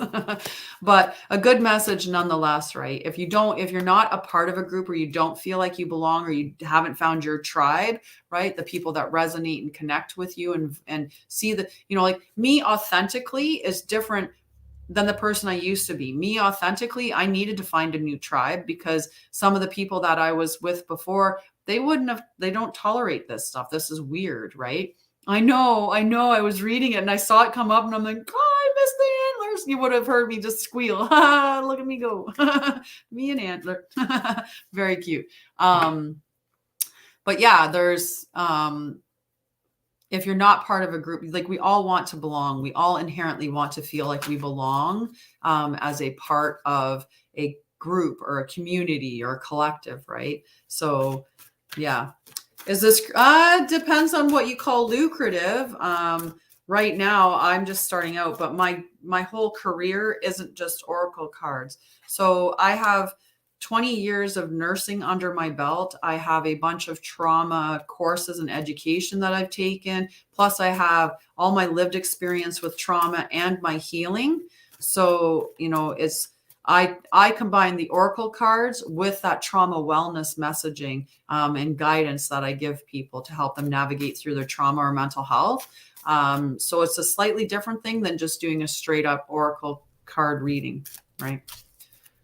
So lucrative it depends on what you consider to be lucrative too. All right. So Francesca, I can put you on the list. And we can cross. Lana's got her card. James has his. Mirth wanted one from the Rose deck. What color is mine? That's not wealth to me. That's not wealth to me. Wealth to me is freedom to do to have my day the way that I want my day. Yay, he made it down the stairs without falling. Yay. Right? For me, being able to create impact, for me, doing other things, right? Like having freedom, being able to help people who are less fortunate, right? If I can make let's say I can make $100,000, and in that $100,000, I could give 10,000 to people who are less fortunate. I would prefer to do that. And I can put you on the list, Jay. All right. So Mirth, your Rose card. So we'll get to see what the Rose Oracle is saying. Oh, you got a J-A-E and a J, just a straight up J. Let's see what our Rose Oracle is going to tell Mirth.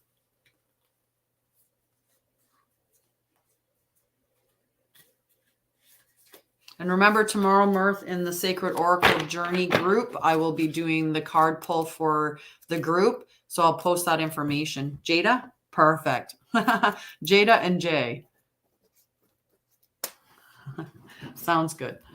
Okay, so Mirth. The power of Venus.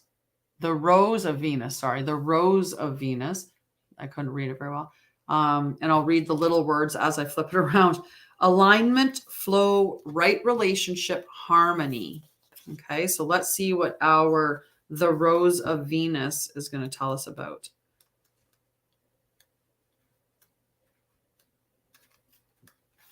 The Rose of Venus. The Fibonacci series and the golden ratio on which it's based is a number sequence in which each number is the sum of the preceding two numbers. A rose's petal holds the golden ratio, with each new set of petals growing in the spaces of the previous set. Perhaps this is why we feel changed by gazing into the spiral of a rose. The original rose looked very different from those we grow today. It possessed 5 petals, and interestingly, if we track the movements made by the planet of Venus as she orbits the sun over a period of 8 years, we see how they create a 5-fold rose pattern called the Rose of Venus. Venus was the Roman goddess of love, sex, and fertility, and her symbol was the rose. Perhaps the ancients knew more about the interconnectedness of the universe and love and life than we think. There's a sacred order to all things. Nature holds the codes of life, and as you are a part of nature, you do too. There's an intelligent force governing all of life. The same force that tells flowers when to bloom and the planet how to spin exists within you. Our tendency to overanalyze and overthink can get us out of alignment with nature and thus life. Our resistance to change does this too.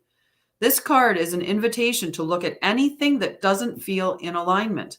It's a reminder to trust in the tapestry of your life, your ever-changing nature, and to be dedicated to living a life that's deeply aligned. So your soul inquiry is, what's no longer in alignment with who you're being called to be? You're asked to check, to question that. What do you need to get? What do you need to get rid of? What can you let go of that doesn't resonate with who you are anymore? What can you let go of so that you're in alignment, right? I changing from doing nursing to here, right? That's letting go of, the concept of what a career should look like, right? That would be not in alignment with what I want to do, would be the idea of working specifically a 9-to-5 day. That's not really my idea of a grand time.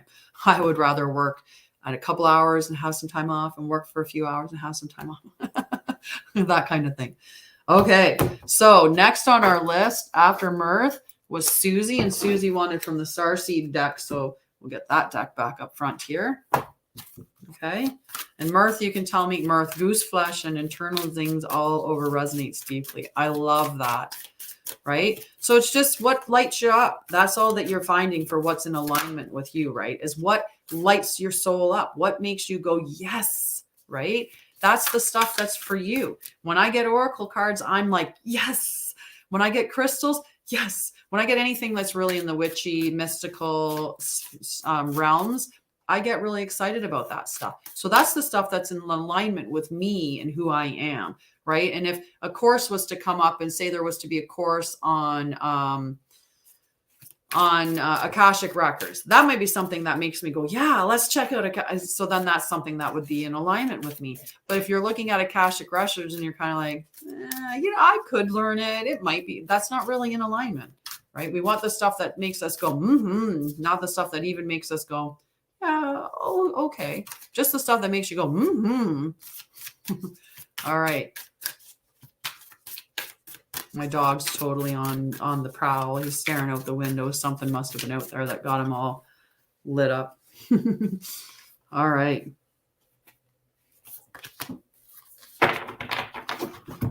So Susie, fall into my arms, surrender, holding the opposites, extremes of life.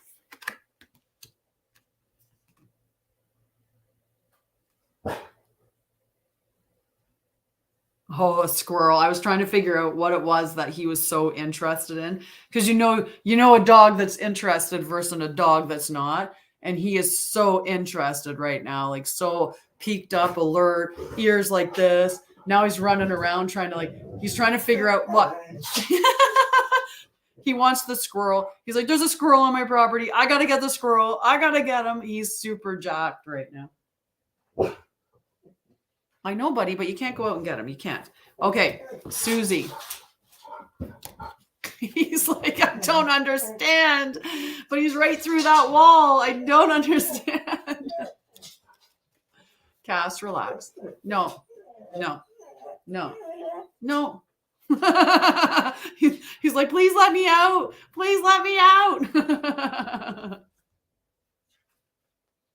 Yeah, he's whining. He wants me to let him out. So fall into my arms, Susie. Fall into my arms. The Great Mother ushered you in when you took your first breath, and she'll be there when you draw your last.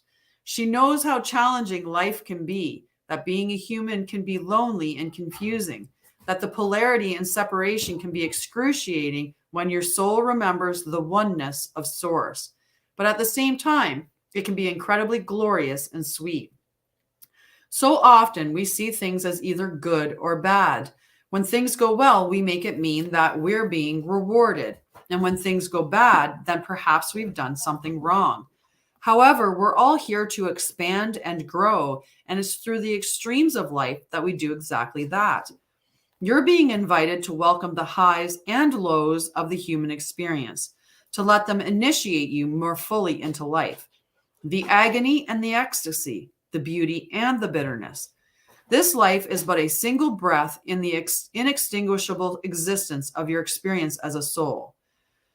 The Great Mother wants you to hand over your loneliness, worries, hurt, sorrow, fears, burdens, and doubts, to lay them on her altar, to fall fully into her arms, to remember that while these extremes are difficult, they can also be magnificent.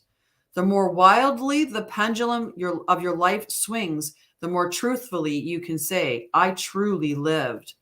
So this card has an activation, right? So we're going to activate this card with you. Okay. So the way that I do these activations, and it's worked in my Divine Feminine Healing Collective when I pull from this series of cards and we get an activation, is I will hold it where it's supposed to be held.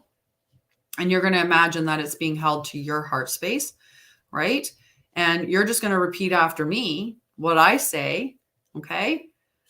I'm ready to embrace the extremes of my life.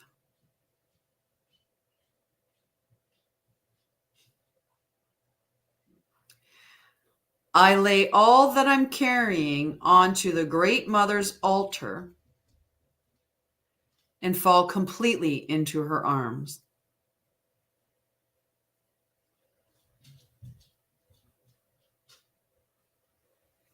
And let me know if that resonated with you. And what I'll even do for you, Susie. Oh, no, wrong way. Wrong way. Through the, oh, no. I just, all right. So then you can take a picture of it.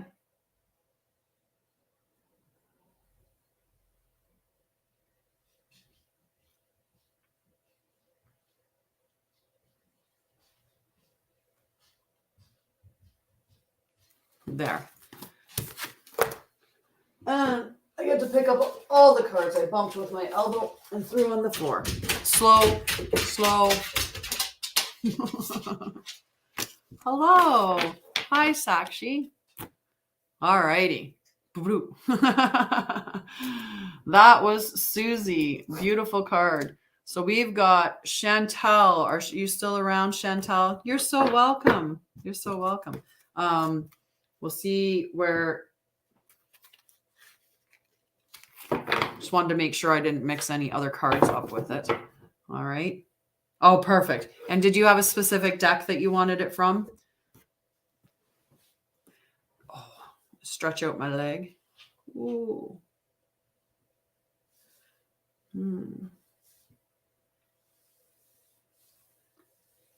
Because if not, we'll just pull from straight from the wisdom of the oracle. Whatever I'm drawn to. Ooh. Huh. Well, that's a lot of choices, Chantal. I think I'm going to go with we're going to do the rose card. They just have different messages. So I do have a starseed oracle. So for anyone that's interested in like the starseed, if somebody was looking for like a spirit guide, I have the spirit guide. I have 2 spirit guide decks, but I tend to pull from the one more often. I have the wisdom of the oracle, which, you know, they're just different focuses a little bit. But they all give you a lot of times the message that you're meant to get.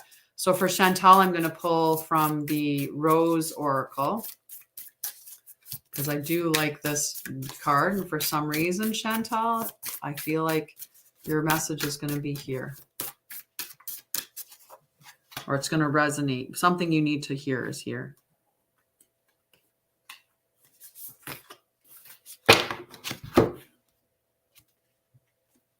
Again, we're getting rest. No matter what, this is still telling us to rest.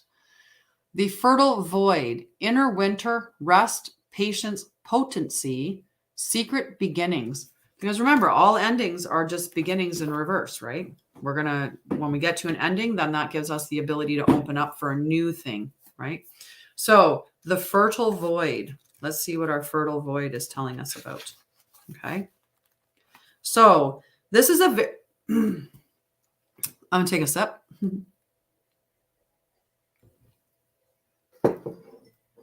Awesome. Love you, sweetheart. And yeah, my Calendly link is on my TikTok profile. If you put that in, you can even sign up to just have a call with me, like a 30-minute free call, and we can just talk about it. Then you'll understand what I'm talking about. And that's interesting. Just want everyone to understand, like, the synchronicity that I just pulled a card because I felt that Chantal needed it, and Knight of the Rose showed up. Welcome, Knight of the Rose. I'm pulling from the Rose Oracle deck, and that looks like could be like a knight symbol. Anyway, we'll go back to you, Chantal. So yeah, you can always have like a half hour, a free call with me, and we can discuss like what for free. So just sign up for a call, and then we can discuss what everything looks like. It's the best way to do it. So Chantal, this is a very auspicious card. It holds the potent golden seeds of a new beginning and the aftermath of an end. We're called to have patience and enter a state of deep rest, repair, regeneration, and acceptance. To let a part of our lives, or even who we once were, metaphorically die in order to seed, sprout, bud, and bloom again. There's often a letting go, a grief or mourning involved, a death of self or what once was, the ending of things that were once important. Relationships, jobs, identities, or ways of being. The fertile void asks that we honor endings to begin again. It's a crucial part of growth, and new isn't possible without it. In the card, you can see the golden seed cradled in the dark, fertile womb of the soil. It's easy to mistake this phase of growth as one where nothing much is happening, but beneath the surface of the winter soil, things have never been more active. Winter is a phase of initiation, renewal, and rebirth. When we're going through a period of inner winter, we experience this too. We metaphorically go underground by coming to a standstill and allowing ourselves to recover and rest. We don't realize it, but this is the most important part of our growth, and it takes faith and surrender to do it. Trust the sureness of the soil. The new is being woven without you having to micromanage every move. Trust the sureness of the soil. Be cradled by the great mystery. This is a very tender, powerful time. So how can you surrender to the great mystery is what it's asking. I love this card, and it's wonderful. I love it. I love it. That's so cute. So cute. Okay. So beautiful card. What did that set? How did that sit with you, Chantal? And I love that. Like when you think about the potential in a seed, that teeny little tiny seed that sprouts a tree, let's say, right? Just the amazing potential that's stored within that, right? So yeah, we're looking at that seed, right? Very, very cool. Okay. Short butt. It's your card now. You can tell me if you want it from a different deck or what deck you want it from. This is a new one for this morning where we're picking decks, but awesome. Yeah. So just be tender with the process, right? Love yourself through it, and don't be afraid to just become new again. What the hiccup. It's because I got to stop drinking coffee. Probably should. All right. Well, short butt, I think I'm going to pull you a spirit guide. I feel for some reason short butt needs a spirit guide.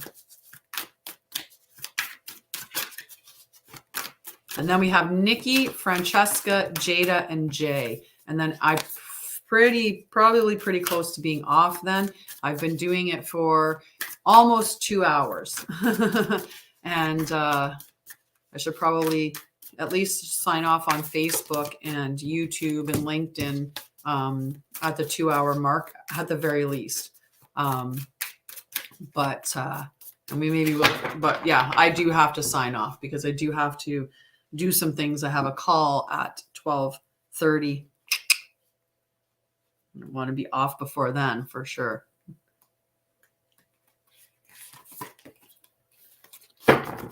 Okay. So your spirit is the antelope spirit. Life is speeding up. Look at them go. Is it beautiful? I love these cards. They're just beautiful. All right, let's see what our antelope spirit is saying. Okay. When antelope spirit rushes into your life, you are being reminded of the quickening of your personal evolution as a powerful co-creator. You are being told unequivocally that it's time to get moving, set your intentions, and take action toward making your dreams real. There is an intensity you can feel, and it is important to take advantage of this energy right now. If you have a plan for your career or financial abundance, now is the time to step it up. If you're asking about a relationship, make that first move. Just know that the intentions you have set in motion are coming together now at warp speed. Stay alert and keep up. Things are getting interesting when Antelope Spirit calls you to move quickly. Amazing. Much love to you all. Wonderful. Thank you, James. I look forward to speaking to you. Amazing. So how does that resonate for you, Short Butt? Does it feel like things are speeding up, or do you have a career or money-making idea or someone that you're interested in that maybe this card is going to nudge you to just like go after it?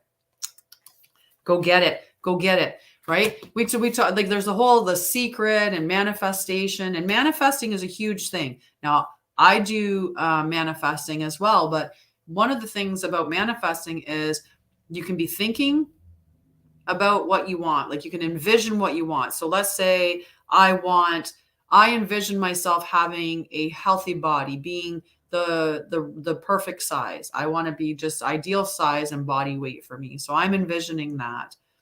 Well, if I envision that and I don't do anything in action, then I'm just dreaming, right? We live in the 3D world. So in order for me to take my thought, which maybe exists in the 4th dimension or the 12th dimension, doesn't matter. It's a potential for a different dimension, right? In order for me to bring it into the matter, the world of 3D, the 3-dimensional matter, I have to actually make it into something. I have to do something. I have to do action. So it's just acting. It's just telling you whatever you want to manifest. Think about what you want to manifest. Dream up that big dream of what you want in your life and then go put it into action.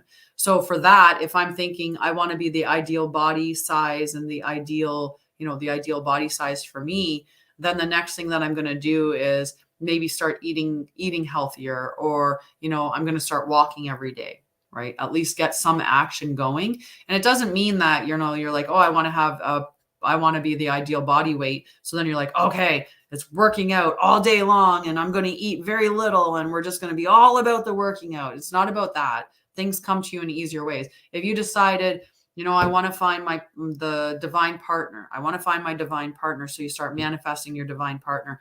One of the ways that you can manifest a partner in is you start setting places for two, right? If you don't have somebody in your life, imagine the person. You can even write down a letter about what you want that person to feel like, what you want that relationship to be like. Some of us manifest very directly. We manifest by picturing exactly what we want, and we can get very detailed on what we're manifesting. For others, we manifest through feeling, in the sense of, what do I want my relationship to feel like? And it's more of a general, like broad strokes that you paint your picture with. Right. So depending on who you are, you'll find out as you get into it, which way you manifest the best. Right. But the whole thing is invoking the feeling of having it. So if I want a relationship, how would I feel in my healthiest relationship? Right. I'm going to feel loved. I'm going to feel, happy. I'm going to feel all of these things. I don't know if the video can be saved after, but when you're part of one of my packages, like if we were to be doing a reading, I can save the reading for you and share that through an email for you. When I do a paid reading, I can get that to you. Or when we do the trauma, so I have the Sacred Journey Oracle packages, and that's where I consult the cards to see what is your next step in your healing journey. And then I give you all of my trauma knowledge to guide you through that. When we do those sessions in the group format, you're in a Facebook group is where it gets saved. Although if members wanted to join the sacred journey and they're not on Facebook and don't want to be on Facebook, I have other places that I can put that videos, like save the videos so they can access them afterwards. So when you're in the full program, I do save that, but I don't know about on TikTok, whether or not you can save the video for later in that sense. It saves on Facebook. So if you want to catch me on Facebook or even on YouTube, you could search out Mind, Body, Spirit, Healthy. It'll have me in a blue shirt, but Mind, Body, Spirit, Healthy on YouTube. The video gets saved there as well. So it gets saved on Facebook, YouTube, and LinkedIn, I think, is where maybe not LinkedIn. I don't know how LinkedIn works really in those areas. But yeah, those are different ways. But if you wanted a reading with me, like I said, I can always record the reading and then send the reading to you that way as an option as well. Okay. But for the TikTok one, I don't know how that works specifically. Okay. So after Chantal and Short Butt, what did we say for Short Butt? We had the antelope. Okay. So now we have Nikki. And then Francesca, Jada, and Jay. Okay. Okay. So we'll go with that. Here now. Here now is a good place to be. And you're here now. All right. So Nikki, did you want a card from a specific deck or whatever you're drawn to? Well, you know what? I'm drawn to the cards that are in my hand because they are just shuffling delightfully. Empty nester gypsy. I know that feeling, being empty nester. All right. Let's see what your spirit guide is. I know people really do like the spirit guide cards too. So.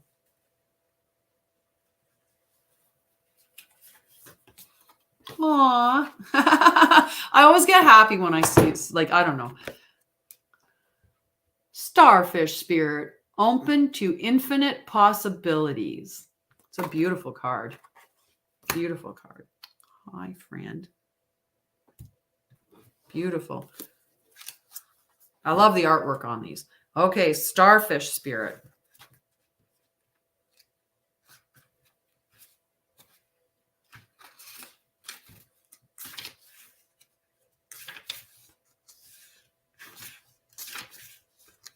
If I see it, I will show you the card just because it's when I saw it go by, it was just hilarious, the picture of it. But I have to show you guys this card before. Oh, there it is. Perfect. So when I was heading to Starfish Spirit, which is your card, I went past Squirrel Spirit. And because that squirrel ran outside, I just had to show you the card because this card is just so cute. Like he just looks like it's just such a cool card, the Squirrel Spirit. Not that that's your card, but because, like I said, when I was going to Starfish, I saw the squirrel pass by in the book. And I'm like, oh yeah, that squirrel's just like, superhero landing, kata. I just love them. All right. So Nikki, stretched out on the beach, the starfish opens fully to the rays of the sun, to the power of potential. As you look out toward the horizon, do you open up to infinite possibility? Spirit is the source of opportunities beyond your wildest imagination and ensures endless possibilities await. Good morning, Juhi. At this time, starfish spirit urges you to stretch past the limitations of your everyday perception and comfort zone to dream of bigger things and imagine with even greater hope and faith. For miraculous potential is shining down on you. Feel it, bask in it, and open yourself to be filled with inspiration. This is a very fortunate sign that Starfish Spirit has come to remind you of your infinite potential. So that's a really, really good card. I'm glad I decided to pull from that deck. I'd love to hear a card tell me that I have infinite potential. I mean, I know I do. I didn't need the card to tell me that. We all should know that we are infinitely potential. We have infinite potential. We can achieve whatever we really want to set our minds to. We are not stuck being a certain way. We can change. I used to be a gamer girl. I used to spend a lot of time playing video games. At one point, someone had mentioned to me about actually having a channel like a YouTube channel for like the gaming that I did, so that I would be like a gamer girl showing people how to, how to do things on Borderlands or Destiny or something like that. And so I don't do that at all. Oh my goodness, I am like super, super happy for you and slightly jealous. I would love to be going to Vancouver Island to do some spiritual stuff. That sounds amazing. Amazing. You'll have to come back. You'll have to come on at some point and let us know how it's all going. Right? That would be, I would love that. I would love to know how your whole thing. Yeah, connect with me, Nikki. Honestly, connect with me. You have no, I like the programs or the things that I offer, I think would be right up your alley. And I would be able to help you with finding your purpose. What I like to do is ignite your self-love, which when you're in love with yourself, then you're willing to be your authentic, and you will find your purpose in your authenticity as well. So, Nikki, now we have Francesca, Jada, and Jay. So Francesca, are you still there, my dear? And if you have a card, yeah. Starseed Oracle, awesome. Yeah, my link's there. And like I was saying earlier, in case you missed it, I have so my Calendly link is in my TikTok on my profile. So if you copy and paste that, or if it doesn't link, I don't know how, if you can click on it to go to the link. But if it doesn't, just copy and paste that into a browser window, into the address bar. And I have either a clarity call, a freebie call. I have a bunch of calls in there that are completely free. The only one that, if you select an oracle reading, the Sacred Journey individual or the Sacred Journey group, those ones will queue you for payments. But the other ones, like the Crystal Clear, the Delve Deep, or the freebie, those are just free calls. So you can pick any one of those ones, and it would give you the opportunity for, and yes, Melinda, thank you for reminding me. I do have a star beside your name, but I'm glad that you reminded me anyway. It's always good to be reminded. Those 3 calls, it's just a matter of how much time that you want to set aside to talk with me. So you could pick anywhere from 30 minutes to an hour. So the clarity call is a 30-minute call. That's free. The freebie call is 45. And then the Delve Deep call is an hour long. So just pick whatever one you think will give us enough time to discuss what we need to discuss. And then we can go from there. Okay. I think I have a 15-minute call as well, but that might be a freebie call. I don't know. I have a few calls that are listed there. So as long as you don't pick the Sacred Oracle or any of the 3 that have Oracle in them, then it won't queue for payment. But even if it did, you'd know, oops, that's not the one, and just back out and pick the other one. Okay. All right. Francesca.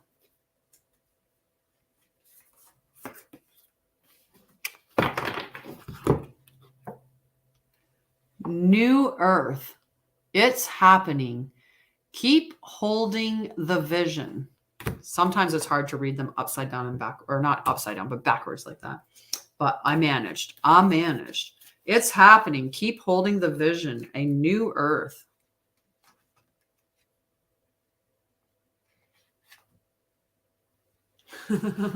I saw movement outside again, and I just watched my dog.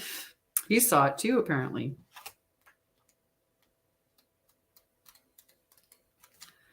Alrighty, so a new earth is not in the book as N, it's in the book as A. A new earth. So, Francesca, don't give up now.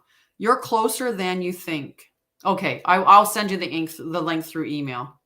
Perfect. Thank you so much, Nikki. And I'll check the link too, just to make sure that it's valid. I know it's hard to hold the frequency of a new age when it feels as if so much is crumbling. Do you know what we're stepping into? We're stepping into the age of Aquarius. Like finally, we're stepping into the age of Aquarius.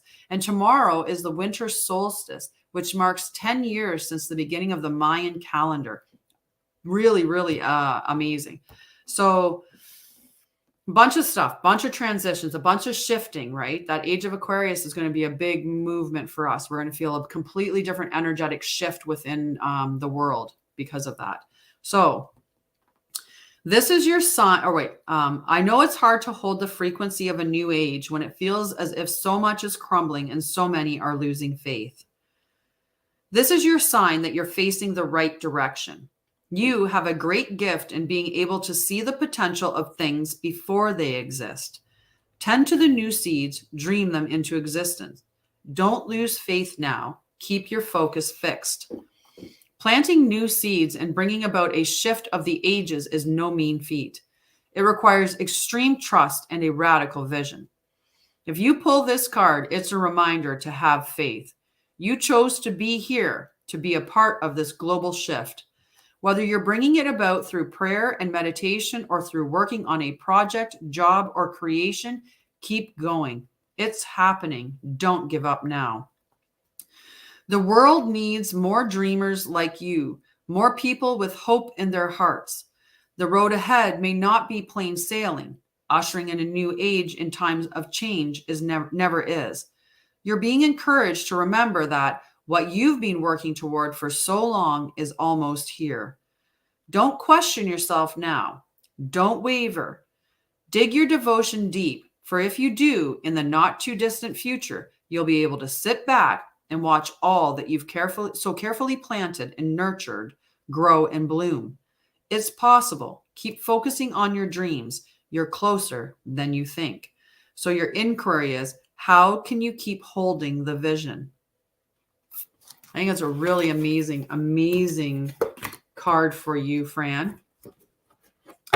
All right, Jada, Jay, and then Melinda, because Melinda's being awesome and letting everyone go first. You're welcome, Fran. I don't know what your view is or how you're helping to change how you're bringing in the new age. I believe I'm bringing in the new age by having a different idea of card. And Juhi, you know what? I'll put you on the list too. Okay, hon? But we'll do Melinda and then Juhi. Okay. And I actually wrote you down. So the next one is Jada. Let me know what card what area, like if you want a specific card. So I have Spirit Guides, I have Starseed, I have Rose Oracle, I have the Wisdom of the Oracle, the Shaman's Dream, a Star Code Oracle, Spiritual, the Spirit Animal one. Okay, perfect. So I think that, like when you think about our traditional landscape has been very patriarchal, very masculine, like divine masculine energy.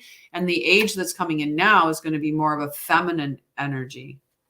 Oh, I'm so sorry to hear that. Sending you a hug for that. Okay, we'll see what we can get for clarity on that. Maybe your dad's now your spirit animal. Maybe he's looking over you. I believe that his energy is around. And when you think about it, that one card that we pulled, it was talking about that, about how this life is a blink in the whole existence, right? And I keep trying to tell people that, right? If your spirit is eternal.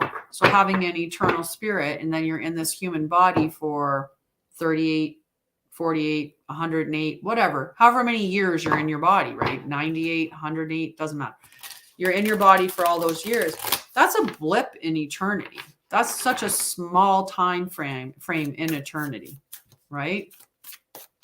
So, I don't even know. It's just a small time frame.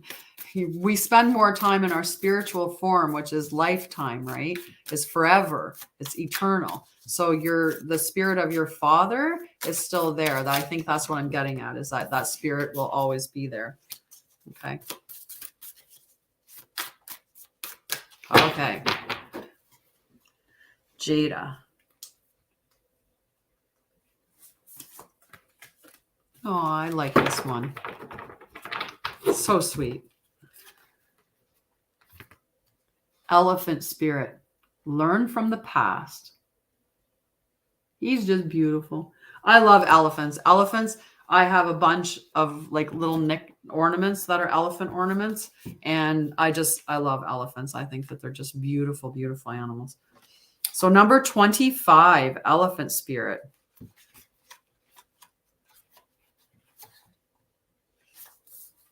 Right? They're just beautiful. I want to go and like actually in Thailand, in Thailand, you can go and you can bathe them and stuff like that. And I just want to go and like just love up on them, and do all of that. So awesome. Hi, John. So although we often wish we could leave the past behind, elephant spirit reminds us that memory matters. We must respect the wisdom of the elders who hand down to us traditions they have shaped to express our connection to each other and respect for the community. What has come before informs what we are experiencing today, and we must never forget our legacy of strength and dignity. Oh, Ricky, if you need one of those, if you send me an email or if you copy the paste or copy my link that's in the TikTok, you can book a reading through that link and just select the Oracle reading. The Oracle reading, that's the private Oracle reading, is $45 and it runs anywhere from 45 minutes to an hour, depending on what comes up or how many cards end up in the reading. It's not just it's whatever reading we determine, Ricky. It could be, I do like a priority reading. So what are your priorities now? I can do a how to find love reading. I can do a spirit guide reading. So there's just different readings that I do, but they're all just underneath the Oracle reading, which is a 45, but connect with me through my link or email me and I'll get to you. Okay, Ricky?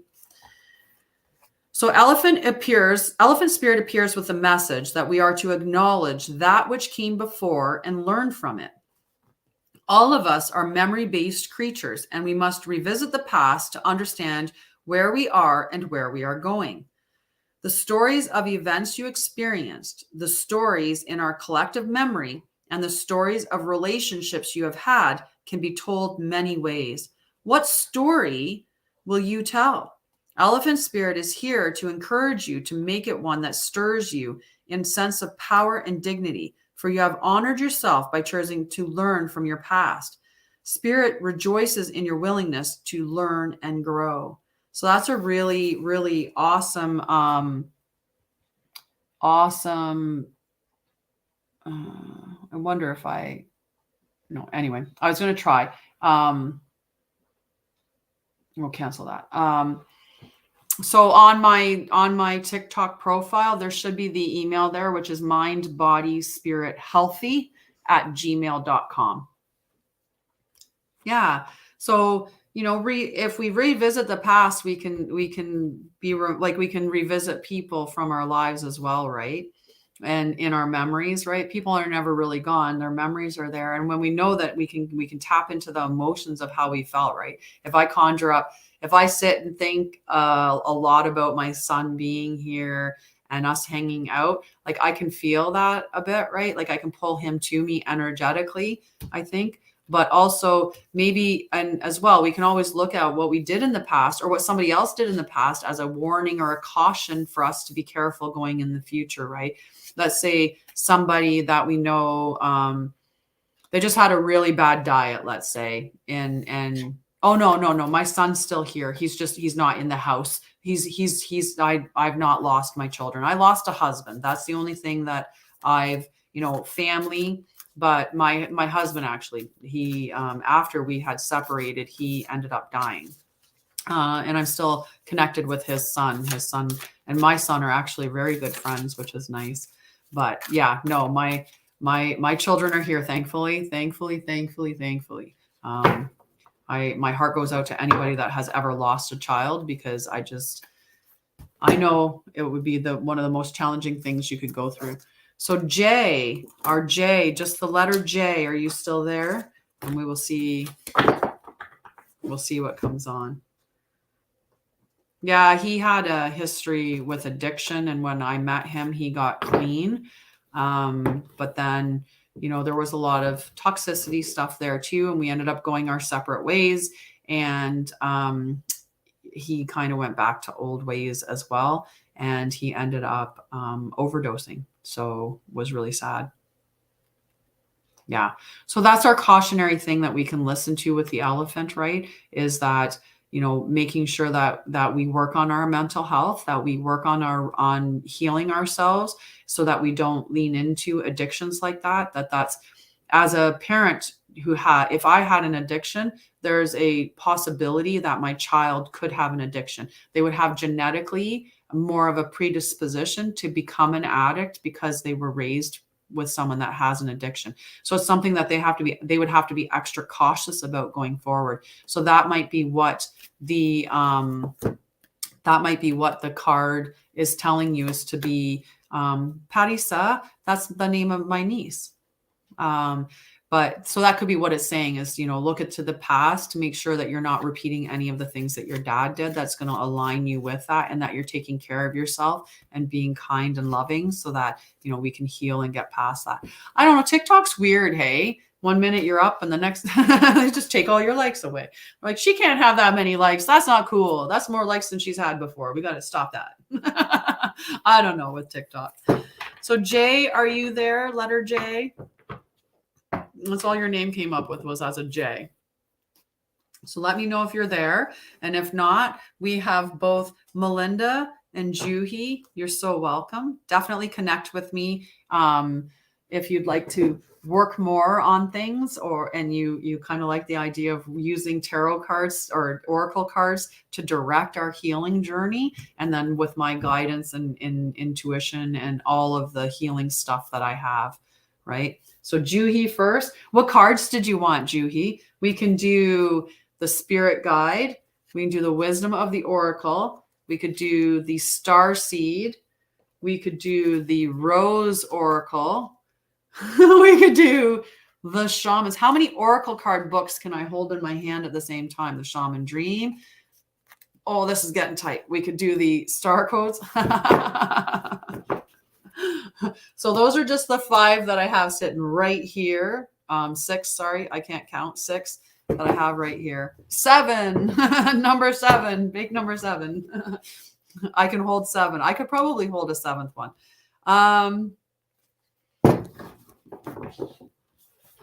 Close. If I had another deck opened, I probably could have. But you were close, Emily. Okay, so you were asking for knowing your future. Let's do the star code, because the star code really seems to lean us more towards the future. So let's try the star code. I'm just gonna put these books back on their respective decks. Ooh, throw my tarot deck off. No, Cass. No, just no. You can go out shortly, but not right yet. No. He still wants to go get the squirrel. He's like, can I go get a squirrel, please? Hi, puppy. You got fans. They're so concerned for you when you fell down the stairs yesterday, too. We're so lucky. No hurt. He doesn't have any, doesn't seem like he was injured at all, which is thank goodness, because that would have just not, that would have made me sad. No, go lie down. Go lie down. I'll let you out shortly. Shortly, for sure. Okay. All right. Juhi.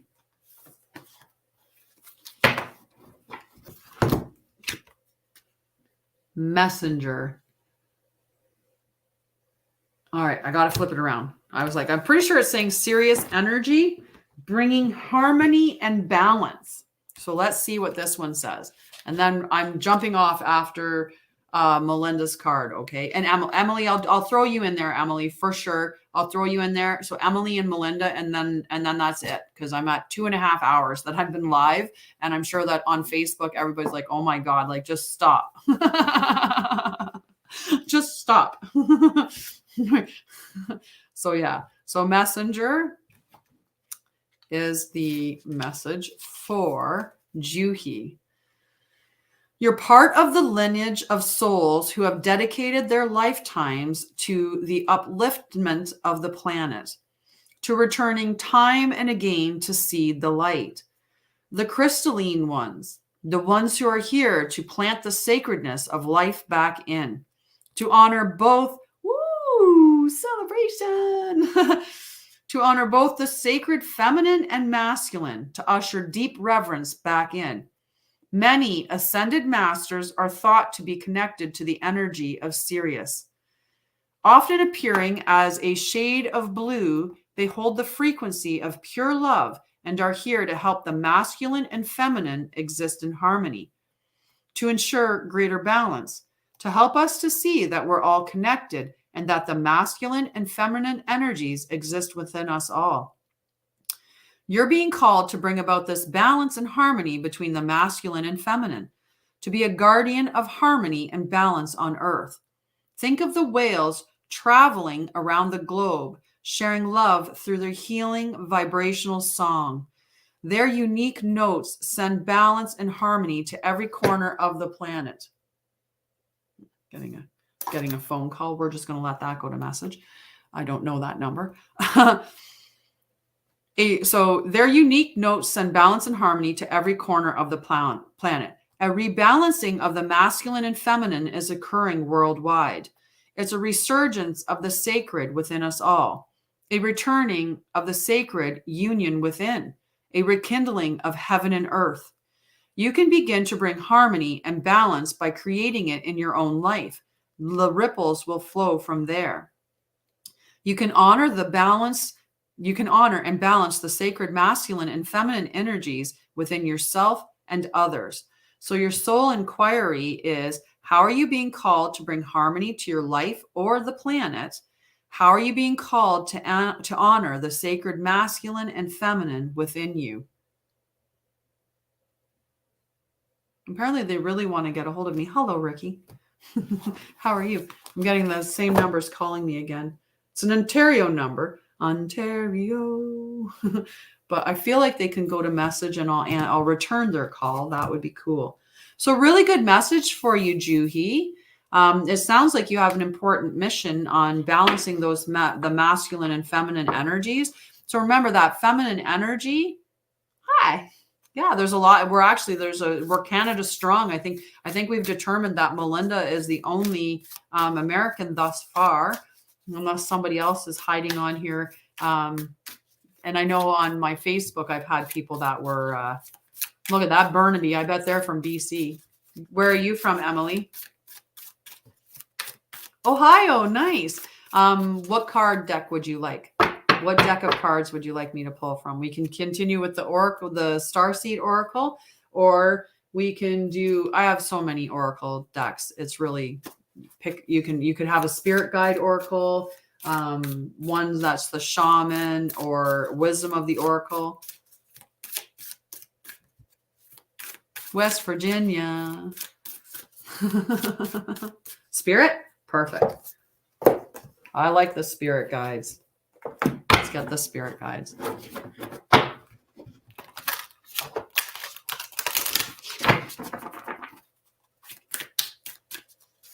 Now I'm kind of interested in what the message is, because they did end up leaving a message, so I appreciate that.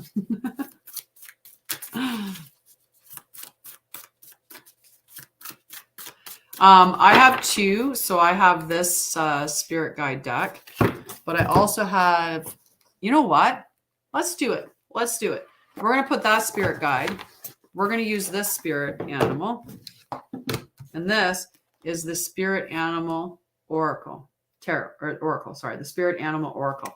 So we're going to do that. These cards are huge, just so you know.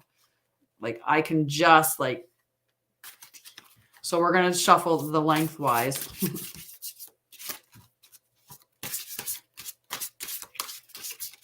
These ones are the toughest decks of cards that I have to shuffle, but at least they shuffle that way really well.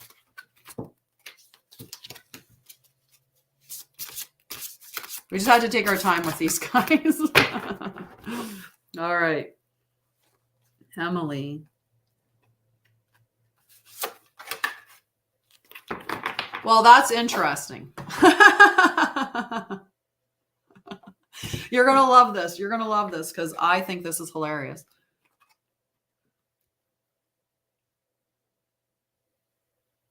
Now, I feel like that might be backwards for you. It says personal choice, You just told me to have the choice, right? Personal choice. So close your eyes. What animal do you imagine? What strengths are they known for? What wisdom do they share? Embrace these qualities. So let's see if we get a little bit more message from our personal choice in here, which they don't. So a bird. So let's see. I'm going to look. I'm going to pull a bird. I'm going to pull a bird. That's what I'm going to do. I'm going to pull our bird cards, and we're going to shuffle from the bird cards, and we're going to find out which bird. How's that? We'll see how many birds we get.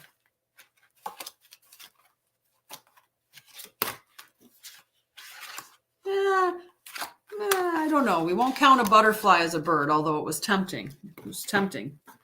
Throw that on the floor too. That's cool.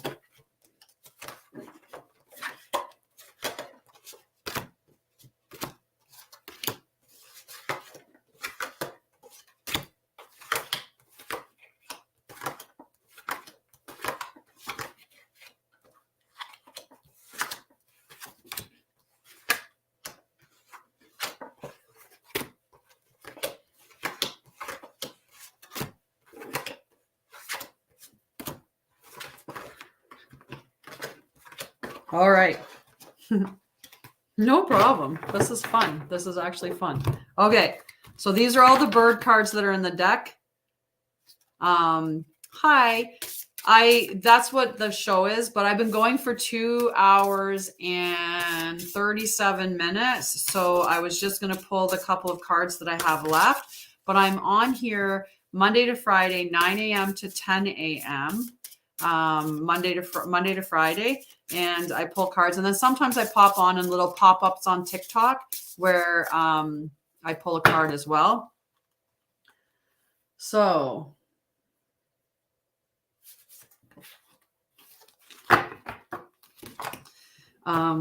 yeah, you can always show up on those times.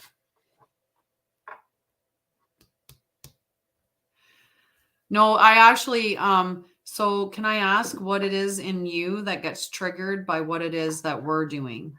What is it in you that bothers, or what makes you think that you know more than anybody else in the world, or that you can determine what is appropriate for somebody else?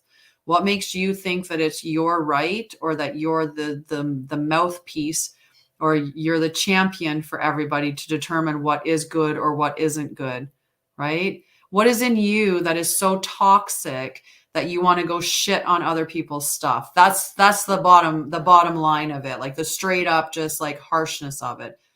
What is in you that's so toxic that you have to shit on other people or their stuff? That's the question you have to ask yourself. Not what I'm doing, because what I'm doing has nothing to do with you. What these people are interested in, again, has nothing to do with you. So what in you is so triggered or so toxic that you feel that you have to go through and attack people on the internet for no reason, right? But anyway, have a lovely day. Love you. Bye. So Emily, I pulled the heron for you. So let's see what the heron has to say for a bird that you can picture. So the heron, is after the grizzly bear. It's after the hawk, the heron. So patience, grace, introspection, watchfulness, wary, truth, supreme hunter, courage, magnificence, feelings. So those are the traits of the heron. Okay. So on the card, it says, create a place in nature's stillness and be renewed. Take time alone to find balance. Step confidently towards your purpose. Patience will bring you rewards. Herons live in two worlds at the same time.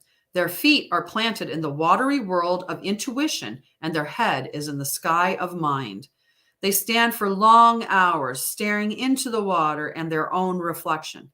Introspection helps heron people know themselves and understand others. They need to be careful to not let self-absorption turn into self-criticism. The heron is usually solitary and loves the peace of quiet isolation. They can be very happy alone. Their shyness is not weakness, but self-preservation. If you are a heron person, you are intuitive, thoughtful, graceful, and authentic. Nice. You are a natural philosopher and ponder the deeper meanings of existence. You are aware and watchful, and these traits keep you safe. Focusing on your goals assures that all your needs will be met. Heron people know how to wait for opportunities to arrive. Their patience is a virtue. Those with heron as totem have an elegant manner that isn't their natural way of being. Heron people know how to look within to find answers that can lead them to their dreams. If heron glides into your world, take some quiet time in self-reflection and ask the wise heron to help you know yourself, your strengths, and the path to your purpose. So beautiful card. So don't let your introspection turn into self-criticism. That's a warning. Don't let your frustration with others' inadequacies swamp your joy of living. Have you forgotten your need for solitude and quiet? Take some alone time to find balance. So beautiful, beautiful message from our heron. And get my book back. And self-love. Absolutely. Patience, self-love, honoring yourself, right? They're all amazing. You're welcome. I'm glad that resonated. They were very challenging to shuffle as they're big cards. Okay, Melinda, what deck do you want? Because Melinda is closing the show. Melinda can have whatever deck she chooses for sure. My pick. Ooh.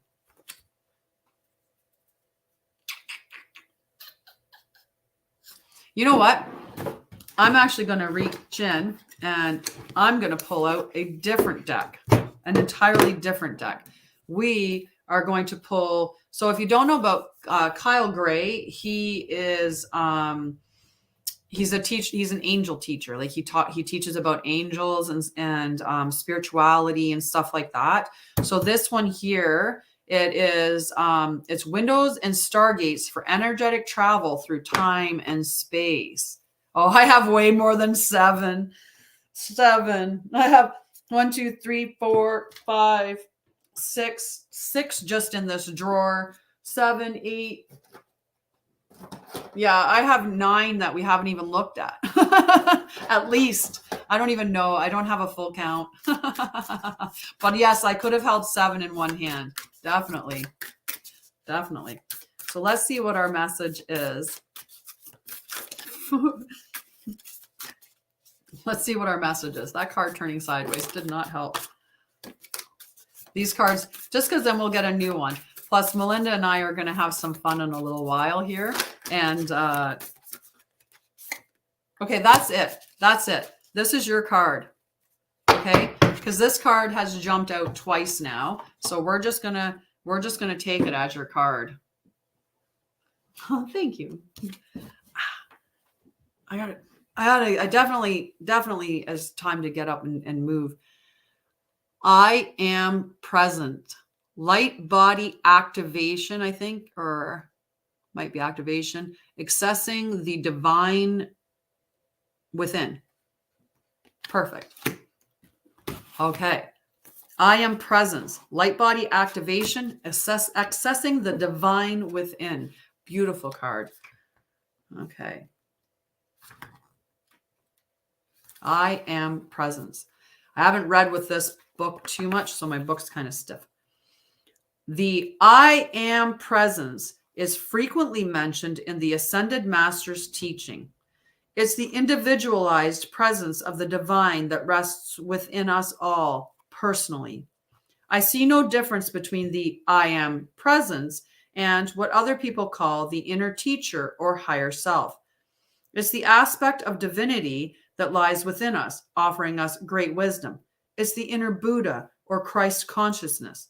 It's the part of our soul that has never forgotten that it is connected to divine love. Even when our faith is challenged, there's a part of us that knows there's something out or in there that is, and it's the I am.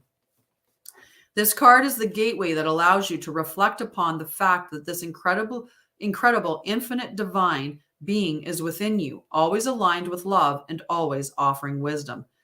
For a long time, the I am has been dormant, and we have been encouraged to believe that we are insignificant and powerless. But the more we connect with the divine, the more we realize that it's resting gently within us. We are the divine expressing itself. We are a facet of the God particle having an individual experience, but we are part of the whole. So there's activation here for you, Melinda. You're going to have to follow along with this. And anyone else who's watching can too, because maybe this was meant for you as well. So you're going to place one hand here and one hand here. So heart and belly. Okay, so your heart and belly, one on one. And we're going to repeat after me. Okay, I call forth from the core of my being the mighty I am presence. Great universal cosmonaut, star being, star power. Thank you for standing at the forefront of my heart and mind. Thank you for leading the way with your divine intelligence. So that's a really good one. I'll show that, and then I'll read the rest of the message. So you can take a picture of that. It's under the connect thing. So you can take a picture and always flip that.